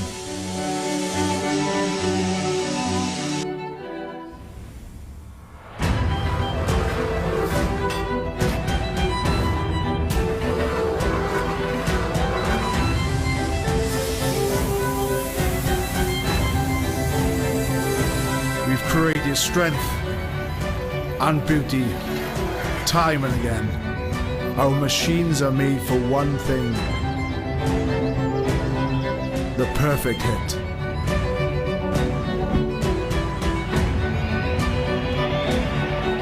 We are the crouch. We are the bind. We are the set. We are the squeeze. We are the hit. We are Rhino, home of the scrum.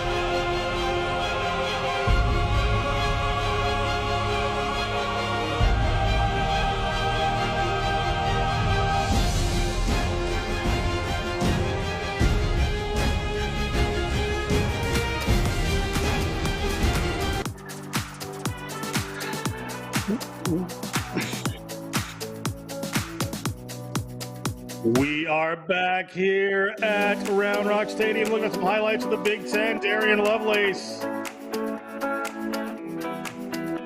As we saw here earlier, Big Ten, they were dishing out big, massive hits and ending up on top. Keep an eye out for them. 10 out of 10 on the skill set, 10 out of 10 for not staying in the no-man zone on the outside of the sideline. Keep an eye out for players like Koulibaly. She keeps her cool, ends up with the ball right under the sticks continuously, but this player, she is massive and everywhere. McGruder, keep an eye out for her as well. They are incredible athletes. The Big Ten finding connectivity. Can Texas maintain their cool against this Big Ten side? Only time will tell. Yeah, Big Ten taking on the Texas Armadillos here. That is Sarah Weiner is going to referee this one. Big Ten are 3-0 on the day, have scored 97 points. Lone Star Armadillos are 1 win, 1 loss, 1 tie. Scored 46, so under it a little bit here as that one goes up high, bounces back towards the Armadillos. They're going to be wearing white, and in black is going to be the Big Ten. Big Ten coming into this one strong. First place in the pool right now. Last game of the day, Lone Star Armadillos third in the pool. See how this one turns out. Quick ball goes in behind. Little miss pass there. Moten Tyler the hold of that one. And on the move here are the Big Ten. You see player coming in trying to rip that one away. That's Julia Beyonce Norwood. Lots of fun to watch that Armadillos player. They were champions last year. Ball moves out from the Big Ten. Big Ten on the move. The wheels are here. The sneak away is there. That's Barb Ribeiro. Ribeiro gets taken down eventually. Ball nearly turned over by Lone Star. The Texas Armadillos. A knock-on came in from the Big Ten. It's going to be a scrum here for Lone Star right around their own 22. Lone Star putting on their armor here early, protecting themselves from ending up on the bottom half of the scoreboard. It looked pretty promising. She stepped back inside and tried to get the offload there to one of the danger players for the Big Ten, Moten Tyler, but just unable to build that connection, and now a scrum. Weiner called in favor of the Lone Stars. Norwood, the International Relations and Global Studies Sustainability major. I can say all that at once. From Huntsville, Texas, gets that one in, and near their own line come the Armadillos. Ball rolls back into their try zone. A little bit of trouble here for them. Who's going to touch that one down? The referee's got some decisions to make. Referee Weiner sees a Knox, can award a scrum here. 5 meters going to black. Big Ten, big opportunity right here. Just running away from the pass, leading to her not being able to gather it and unfortunately not falling on it, trying to grab at it with your hands. The Big Ten gets her Big Ten fingers on it. Now it'll be a turnover. Big Ten right outside of their try zone. Great opportunity. They get this one in. Ball not too clean because of Norwood, but they're over the try line. They're near the try line, pardon me. I thought they were about to touch that one down. All the way this time. They've got runners coming in a couple different directions, piling over right in front of a referee. Weiner they are. That looks like Ribeiro. Well deserved for her. Great try, Big Ten. And none other than her. She works continuously for this side. We see here the cut back in after trying to move it away from the scrum. Leads to a little bit of pressure around the breakdown. They move it away. She cuts back inside, takes on 2 defenders herself, but that's just sheer power. Weiner's happy to blow that one up for a try. Kick to come, and kick looks unsuccessful for the Big Ten. 5 points on the board. Good work down in their ends. We take a look at it, Darian. Again, Ribeiro is just going to end up in the try zone, whether Texas likes it or not. They were holding strong against them on defense, but the Big Ten will continue to chip away as we enter into the last couple minutes of this first half. Norwood holds the ball, gets a late pass out there, doesn't have the effect she would have liked. Smart player gets that ball up to Giesick. Now the ball is in the hands of Isis Davis. Davis has to go to the ground for Lone Star. Lone Star looking lively here. We got runners out wide if they can get it there. Moten Tyler cut off the lane for a second, but it comes back out. Moten Tyler, what a tackle. And nearly comes over the ball after that tackle. Tremendous. Good work. Here comes Lone Star. Nearly had a big break there, working the ball back. Norwood moves into the first receiver spot. Calling for some players to come on. Getting into the ground. Norwood saying in no uncertain terms, time to hit the ground. Let's recycle this one. Set an offsides line. Lone Star going in, down 7-0. 4 minutes going in the first half. Norwood has it again. She's got some space. Hobbling just a bit with that leg there, but she's through and she's away. Julia Beyonce Norwood headed towards the try line, and she's over it. Great try, Norwood. Norwood making lemonade out of lemons. Right here, we see her just work around. Her work rate shows. A little bit of a disconnect happens there, but then the Big Ten, you don't see that often, and she just does a beautiful job of taking full advantage. Norwood, you better slay if you're Beyonce. She's going to go ahead in a perfect textbook dive. Knock yourself out. Texas now on the board. Norwood has had some experience. She played Austin Touch Rugby. She played with Roots, Kyle Granby program. Kyle's based in New York City. They bring players from all over the African diaspora around the world to multiple tournaments. Norwood has played with them as we see her scoring a try here for the Armadillos in Round Rock, Texas. It's a tactic, you know? On the kicker.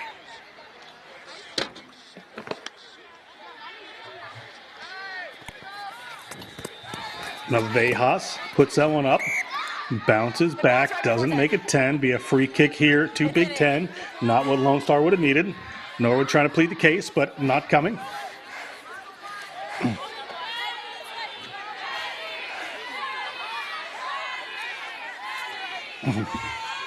Lone Star, you can hear him getting ready to come up on defense, but they're going to Koulibaly. Koulibaly is going to get through one and offload. Ball goes back, then it forwards off a knee. First one was back, and the second was knocked. Here, the referee Weiner just letting everybody know that the first one was back, next one was forward. So going to bring that back here. Referee Weiner right on the spot. You take another look.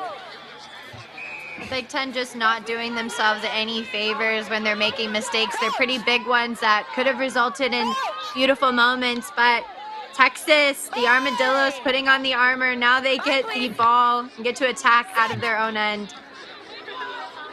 Ball's out. Big drive from the Big Ten forwards. That pass just winds up in behind the offensive line there. Gonna work to do here, but nice break from the Armadillos. Lone Star on the move right now. The race is on. Moten Tyler is getting closer. Can she get there in time? She cannot. And a try awarded to Sydney Liao for the Lone Star Armadillos. Liao just completely powers over for the try to completely shift momentum. We see here she looks up, does a little bit of a stutter step inside, tells it to go wide. We see the disconnect happen time and time again with the Big Ten, but putting on the Jets, they are breathing down her neck, but this is just exceptional speed from her. Wonderful solo effort for the Texas Lone Stars. From Sugar Land, Texas is that player right there. Hey, sorry about And that. that is the end of our first half here. We're going to go back with second half action right after this.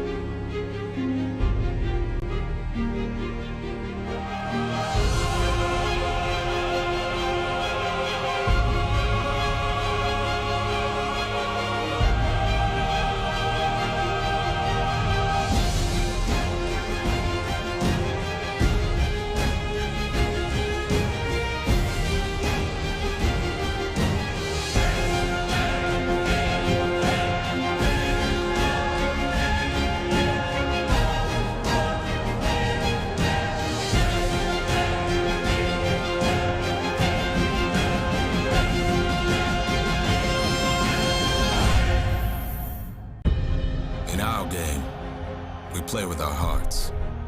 We don't play with sticks, bats, or gloves. We don't wear shoulder pads or helmets.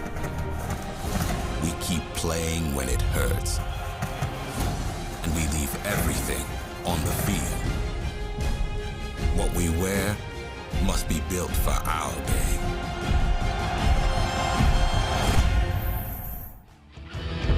In our game, Welcome back. We're looking at some highlights of the first half here. Big Ten versus Lone Star. Darian Lovelace. The Big Ten was so immaculate with their defense here early on, but the Texas Lone Star just doing a good job of exploiting those mistakes. But as I say that, the curse of the commentator, an unfortunate knock-on now for Lone Star, and the Big Ten are down in the almost red zone. Very achievable 5 points try in it. time for them. Just in the second half, Big Ten ball.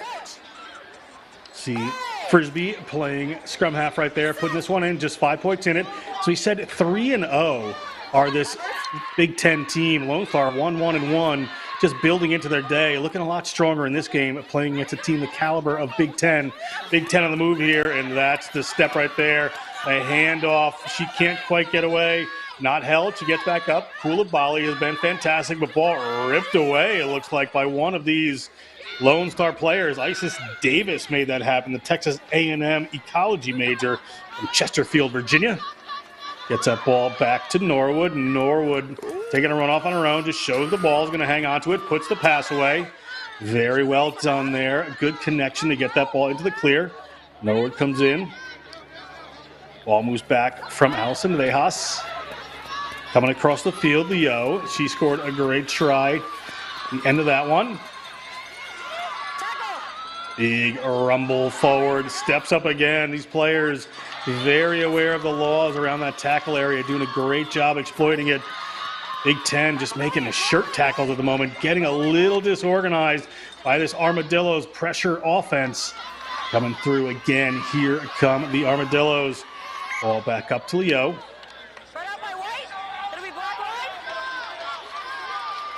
Team's showing a lot of interest in Team's showing a lot of interest to try and go the weak side, but of course Texas wants to end up over there with their fans coming and supporting them. Also the viewers at home, thank you for tuning in. And a line out now with the Big Ten, with the athlete Koulibaly. Koulibaly, can she go all the way? Oh my. Oh me, oh my, Koulibaly, making it look easy. Koulibaly, tremendous work there. Just saw what was happening. Just knew it was time for somebody to take this game by the scruff of the neck. There's 2.5 minutes gone in the second half. Koulibaly, Darian Lovelace, talk us through this. I mean, it all started with that lineup, the good eyes up play. We know that this try scorer right here is really fast. We see just almost like a fight happening in the middle of the field, but Koulibaly, as soon as she's able to cause that trip up there from Tyler, she knows that nobody's going to stop her. It's another try on the board now for the Big Ten. I mean, just body after body. Don't envy anybody having to chase down Koulibaly, and she's just able, presence of mind, just to push off that player right there. Great play and well needed for this Big Ten team. They would love to go 4-0 on the day. Right now, it's all tied up. Kick coming here from the Big Ten. Big Ten hangs it up. Armadillos, ball hits the ground, eventually taken down. Little show, what a move there. Around the corner they go. Not going to be able to go the distance is Bella Rankin. Rankin takes that one to the touch. Picked up there by Rodriguez. Gets it to Giesick. Now a little room open up in the middle of the field there for Leo. Ball comes down. Nice pass out wide. Player has a head of steam there. Koulibaly comes in to make the tackle. They have the entire width of the field here if they can get it there. Looking to get it out. It goes to Norwood. Norwood has a little bobble. Does the ball go forward? The referee says no. Lets him keep playing. Norwood takes this one to ground. All the defenders up here for Big Ten, eyeing up their spaces. A slow ball here for the Armadillos. See what they can make out of this, and they can certainly make something out of it. That's a big break right there. Just caught the defense a little unaware. There's a foot race going on. Can she get to the try zone? She can, and she is in. That is Allison Navejas. Great try from the sociology major from McKinney, Texas. Navejas with no moss. She just is able to weasel her way through that tiny space. It's a foot race, the Big Ten, just slowly seeing those points dwindle away. but a very big try coming in for Texas. They are really wanting to knock the Big Ten out of this game. This is a duel here as we take another look at it. And Vejas just finds that space. The trifecta, the speed, the space, and the pace.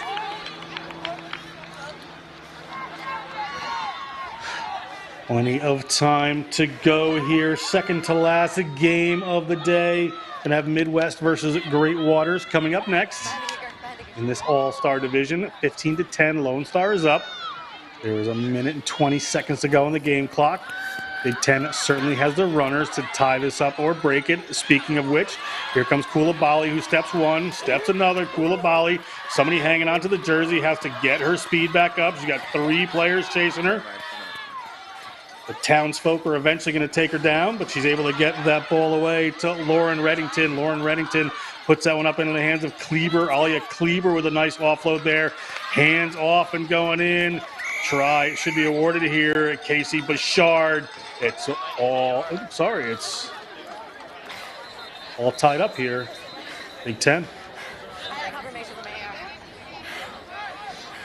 Getting confirmation there for the try, but Koulibaly, it's almost like she's got a license plate that says, "I wish you would."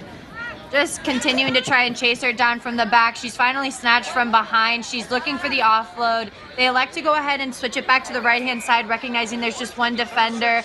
Norwood tries to come across, taps the ankle, but it's that single little fend. Bouchard finally gets another try for the Big Ten. Looks like there might have been a little confusion there, but referee Weiner awards that try. From St. George's, Vermont, that try scorer, or Georgia, Vermont, excuse me. Mechanical engineering major at Notre Dame. Referee says this is going to be our last action of the game as we have this kick, and it is all tied up. Ball bounces back the way of this Big Ten team. Koulibaly has a hold of it. Who else would you want? She gets that ball up there near the try line. Going to have to keep this one in. Good work. They get the ball to Cheyenne Magruder. Magruder has been all over today. With the ball wide. Do they have space out wide? They do. Can they hang on to this one? Long pass. Norwood comes in to make the tackle. Does so very effectively. Player doesn't release the ball, so it's a penalty here for this Armadillos team. Here come the Lone Stars through the always game. Julia Norwood moves that ball. They're going to keep running here. Space opens up across the 22. This is the final action of the game. That's a high tackle. Could come into a yellow card here. Norwood's going to go quick. They're going to play on. Players are 10 now. They're on the try line. This could be the game decider here for this Lone Star team. The Armadillos would like to get through this. They're nearly creeping offside. They're right near the try line. Here they come. Get the ball to Norwood. Get the ball on to Isis Davis. Davis at the line. Can't make any mistakes here. Game is over. As soon as something happens, ball gets knocked down. Referee says it went back. They're going to go in and try to dig this one out. Ball knocked forward there by this Armadillos team. Referee spots it, and we're going to wind up in a tie here between the Big Ten and Lone Star. It's going to come down to a lot of point differential in that bracket. Coming up next is going to be Midwest versus Great Waters. Stick with us. We're going to bring you that in just a second.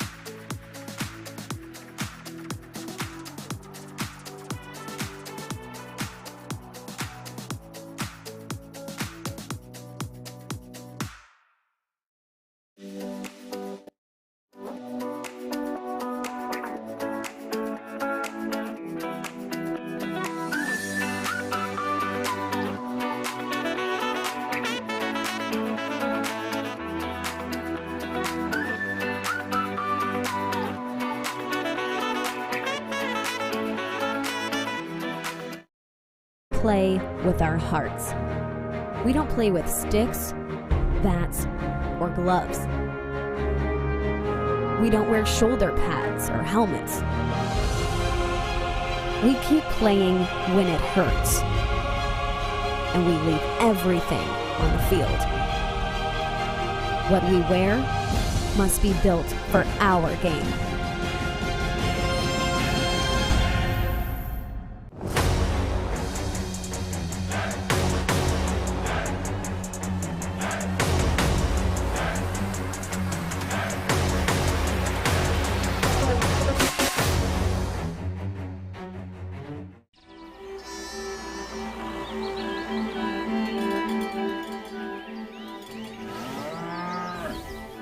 Since 1979, we've been searching for perfection. We've been thinking, sketching, and designing.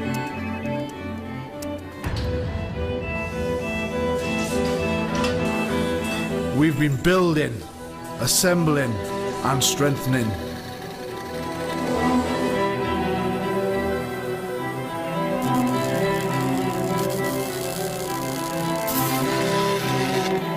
We've been cutting, shaping, and painting.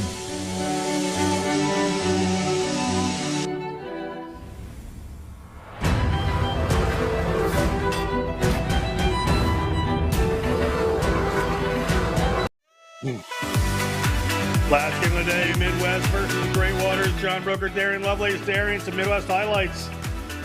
Yes, the Midwest, it will be all green grass for them if they can maintain plays like this.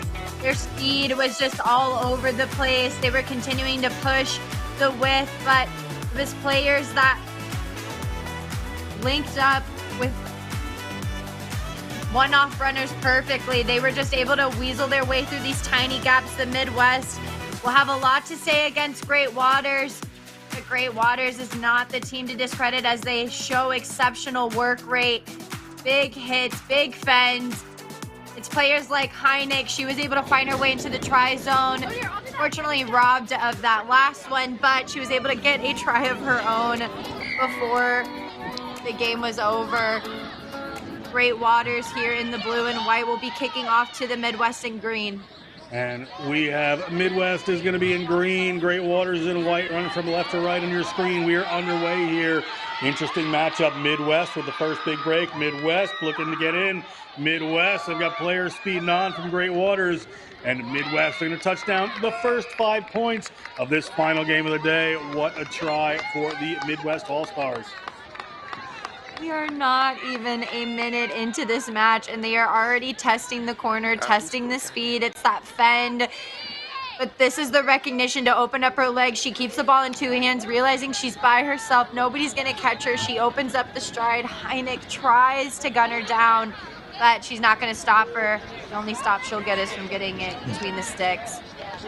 It's Ciara Stannerson Edwards from the University of Northern Iowa scoring that one. She's a senior at UNI, moving an exercise science major. We've seen a lot of her over the years. Plays fullback typically for her 15s team and scoring a great try here at Round Rock in this competition. Great Waters is currently number one in this pool with a 3-0 record and a 2-0-1 record. Midwest had a tie, so interesting matchup here. Top of the pool could be on offer. Midwest would need to put up some points. Great Waters takes that one in, ball to the ground. That's Abby Jacobs. Little wobble ball there from Hennick. Hennick has had a very good day. We saw her score in the highlights just before. She's going to continue to go. Here come Great Waters. They're inside their own 22.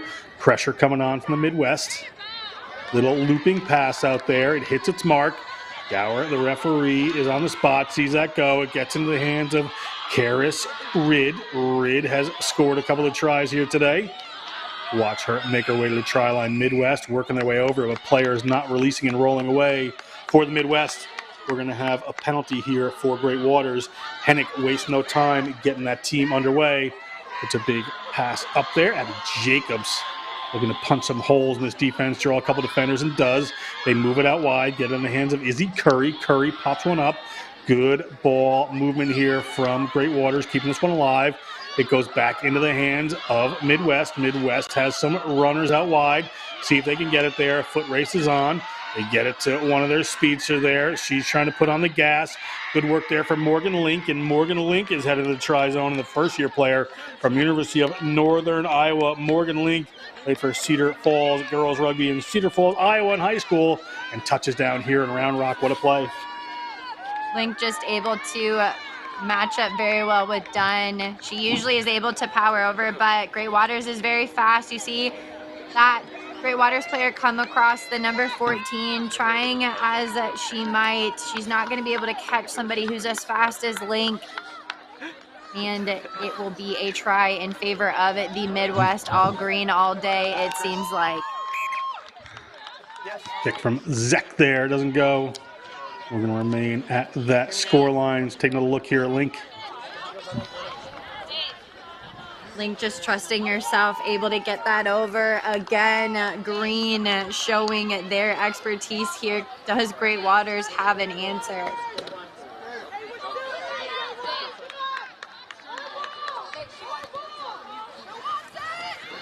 Midwest kicks that one off, up 12-0 over Great Waters. Doing some work to get to the top of the pool here. Tackle coming in from Hannah Roth. Ball goes back there into the hands of Elizabeth Susek.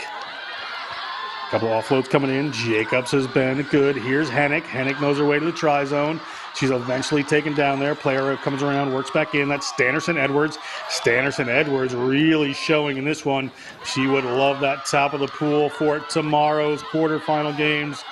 Ball up and back down here for Midwest. We'll pick and go. There's some open room, and this is the wheels coming. No problem. Try should be awarded, barring something strange for Annie Henderson. And Annie Henderson, the grad student from Monona State University from North Branch, Minnesota, touches down for a try. I mean, try as they might, Great Waters just not able to have an answer. They looked pretty promising here with the line break from Hennick, but they're just not able to field it and maintain possession. Great Waters not folding quickly, just leaves nothing but green grass. Midwest is so fast at recognizing those green spaces. They see their jersey color and they just want to make it into the try zone. They make those. 3 meters in front. So if you're going to do that, go back a little for me, please. Thanks. In other sevens news, the USA Eagles women are in the Cup semifinals against Australia tonight, 7:20 Eastern. But right now, we have this sevens going on. Time is off for just a sec. Players make a change here. That international rugby going on in Hamilton, New Zealand. A lot of these players aspiring to get to that level. I got 145 left, y'all. A lot of people tuning in and watching the women's game today. Big statistic, even though we played the same game, it looks like viewership is pretty high for the women. Kudos to our USA team as well. Ooh, about a minute, 20 seconds left. The player getting attended to here for Great Waters. We'll just step away while they take care of this player. We'll be right back.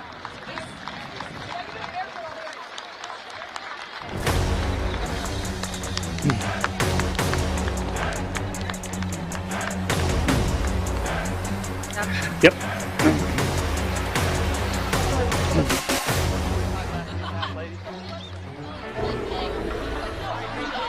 We've been able to come back pretty quickly. Player has been attended to for Great Waters and have to come off the field there. Replacement will come on.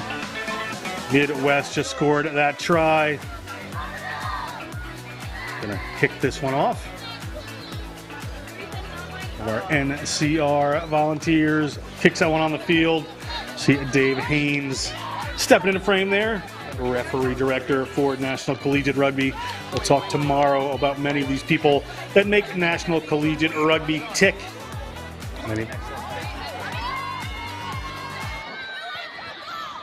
Just a minute and a half or so to go in this first half. Great Waters looking to get onto the scoreboard. Unlucky for them. That ball just drifts a little forward. We'll come back. Right here. Should be a scrum here to the Midwest. Opportunity to extend their lead before halftime. What is this? Midwest looking strong. first year come left of her. Anything that Great Waters seems to cook up, it seems like the Midwest just burn it down. Kelsey McDowell coaching, as well as Megan Flanagan and Tatiana Reed, I'm sure are emphasizing the pressure here. Midwest just maintaining possession over Great Waters. I'm sure they're proud of their effort so far. Ball coming out here for the Midwest. Ball slips in behind. Did it go forward? It did not, according to the ref. So off of the break they come. It's Maddie McVeigh. Maddie McVeigh is headed towards the line. The lead will get extended. Almost touch it down in the wrong place for the junior from Iowa State University, or Madison, Iowa native. Touches that one down on a little 5 points for the Midwest here in Round Rock. McVeigh, oy vey, looked like it was a headache waiting to happen, but here we see them move the ball through the hands. It goes to ground, but she's able to recover it quickly. She's so fast, so quick. That stride, she can do it with pride. She's going to make it over. It looks like she kind of gets confused at the line. She looks at the AR, dots it down. Pressure coming from Great Waters, but it's not going to matter for the Midwest as they're able to convert that try as well. That kick no good there, actually. So Midwest, it's like we're going to step away for halftime for just a second. I'm taking a look at this one here, but we'll be back with second half action. Final game of day one in just a moment.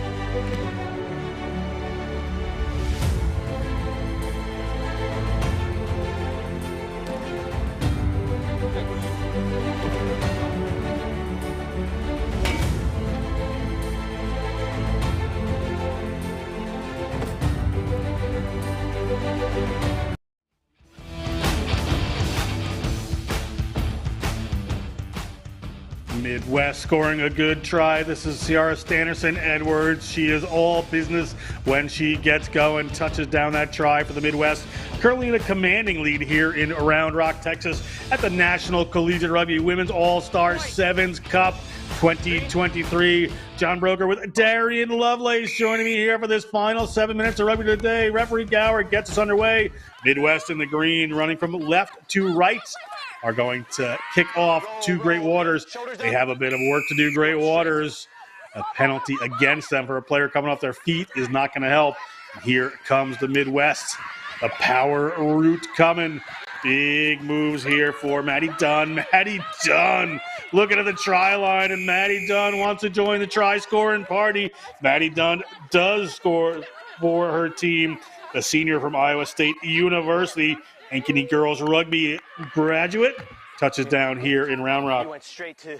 She's going to get it done. She's been generating good go forward for her teammates, but it's her ability to just continue to go forward. The tail of the land versus the Great Waters, as we see here in this Round Rock, Texas. Just able to go ahead and just dominate. Great Waters not having much to say. Done. Trialed with the USA U23s, played with the Midwest Thunderbirds, and she is playing now. Has been a lot of accolades, captain of her team, MVPs, Rookie of the Year, won this tournament before. Maddie Dunn is no stranger to high-pressure rugby, and he or she is going right at it right here over the try line in Round Rock. It almost feels like when she has the ball in hand, it should be like dun dun dun for the team that she's having to play against. She just does so much good work. She certainly is a very effective player. Kicks this one off. Great Waters down 29-0 now. Things looking a bit grim. Midwest maybe take the top of this pool. Tackle coming in on Great Waters. Great Waters moves that ball. Little handoff. Good acceleration off of that. Here comes Great Waters. First good opportunity for them, and who else but Hennick is going to take it. Hennick headed towards the line, and Lauren Hennick, the sophomore from University of Illinois Chicago, touches down, and on the board are Great Waters. Hennick makes it hectic. Right now, we continue to see Midwest get over to the try zone, but she's finally able to get her own. Running sideways is risky business here, but with speed like that and Ben's as strong as she does, she's just able to stride it out. Once she gets that momentum going, it looks like Hennick has no choice but to go into the try zone. It's like there's a rock slide coming from the right, but the Great Waters will finally get the first try. 5X. Pick to come here. We talked about the USA women in a cup semifinal at 7:20 Eastern, 6:20 Central in Hamilton, New Zealand. Right now, the USA is leading Australia in the men's cup quarterfinals, 21-7 in that tournament. Just hitting halftime there in New Zealand, but more importantly here in Round Rock, they can cheer on the USA later. Great Waters got themselves on the board, need some work to do. Referee Gower just telling the players to hang on. We're at the 10-minute mark, about 4 minutes to go in the game. 29-5, this Midwest team in green is up. Powerful run coming in, big collision in the middle of the field. Player came up high. We're going to have a penalty here. Taken by Dunn. Dunn has decided to have a little bit of fun here. Handling the ball quite a bit in these last couple seconds, but Great Waters, good turnover there. Well done by Great Waters. Hennick breaks off the back. Hennick on the run. Hennick is moving. University of Illinois Chicago. 2021 MVP. Gets knocked on. Does the ball. Hennick just can't quite handle that one in the tackle. So it's going to be a scrum for the Midwest. Just disappointment for her after what looked like such a promising run. The Midwest showing a lot of grit and determination, fighting on the ground. She tries to release, but unfortunately referee sees it as a knock-on. You see the head shake. Might have disagreed with him a little bit, but it's whatever he says, and now it'll be a scrum going in favor for the Midwest. Aaron, did you just say they have to agree with the referee? We agree to disagree. You have to disagree in your mind, not outside. I want Pete Chamberlain back. Here comes Midwest on the run with Maddie McVeigh. We'll tell the Darien and the Pete Chamberlain stories tomorrow when he comes back on the ref. Ref a lot of Darien's games, a little bit of inside joke. We apologize. Here comes Great Waters. Great Waters get the ball to Hennick. Hennick's going to move that ball into the middle of the field. Player looking to get their hands free, but Maddie Dunn is there in the tackle. Maddie Dunn tries to get over, but ball still going to come back to Great Waters here. Having to bunch some players. Ball moves away from Susek. Susek gets that ball out. Little break coming for Great Waters. Great Waters running down the line. They're at the touch line, but ball stays in. Good pick up and go there from Susek. She's been good. The Marquette University first-year player since she's come in the game. Went to Divine Savior Holy Angels. Very good women's high school program there. Penalty now against the Midwest. Just about 2 minutes to go in this final match of the day here in Round Rock, Texas, just outside of Austin. As Great Waters trying to put some more points on the board here. That one slipped off, but referee says we're good. It's Nikki Taggart. Nikki Taggart is looking at the line, and Nikki Taggart's going to touch that one down. The senior from DePaul, St. Louis, Missouri native. Good, impressive stuff for Great Waters as they continue to get some tries here. We didn't see much of them in the second half. This early recognition showing their skill set. Looks like the ball might have gotten knocked on there, but referee, again, agreed to disagree here. Allows the play to continue on. Number 4, Taggart, will tag the ball down for a second try in favor of Great Waters. If Pete Chamberlain wouldn't have called that, we would have had a conversation. 29-10, kick to come. You see Taggart, the try scorer there. Heads, ball coming, ball coming. Going to be a kickoff for Great Waters. Quickly white. Here we go. 2, 4, 6. 2, 4, 6. You're going off? Okay, hold. Change coming in for Great Waters before we get started here. 4 games of rugby in a day. Sevens rugby can take its toll. I'm hurting just thinking about it personally, and I haven't done anything. Behind wing. Good.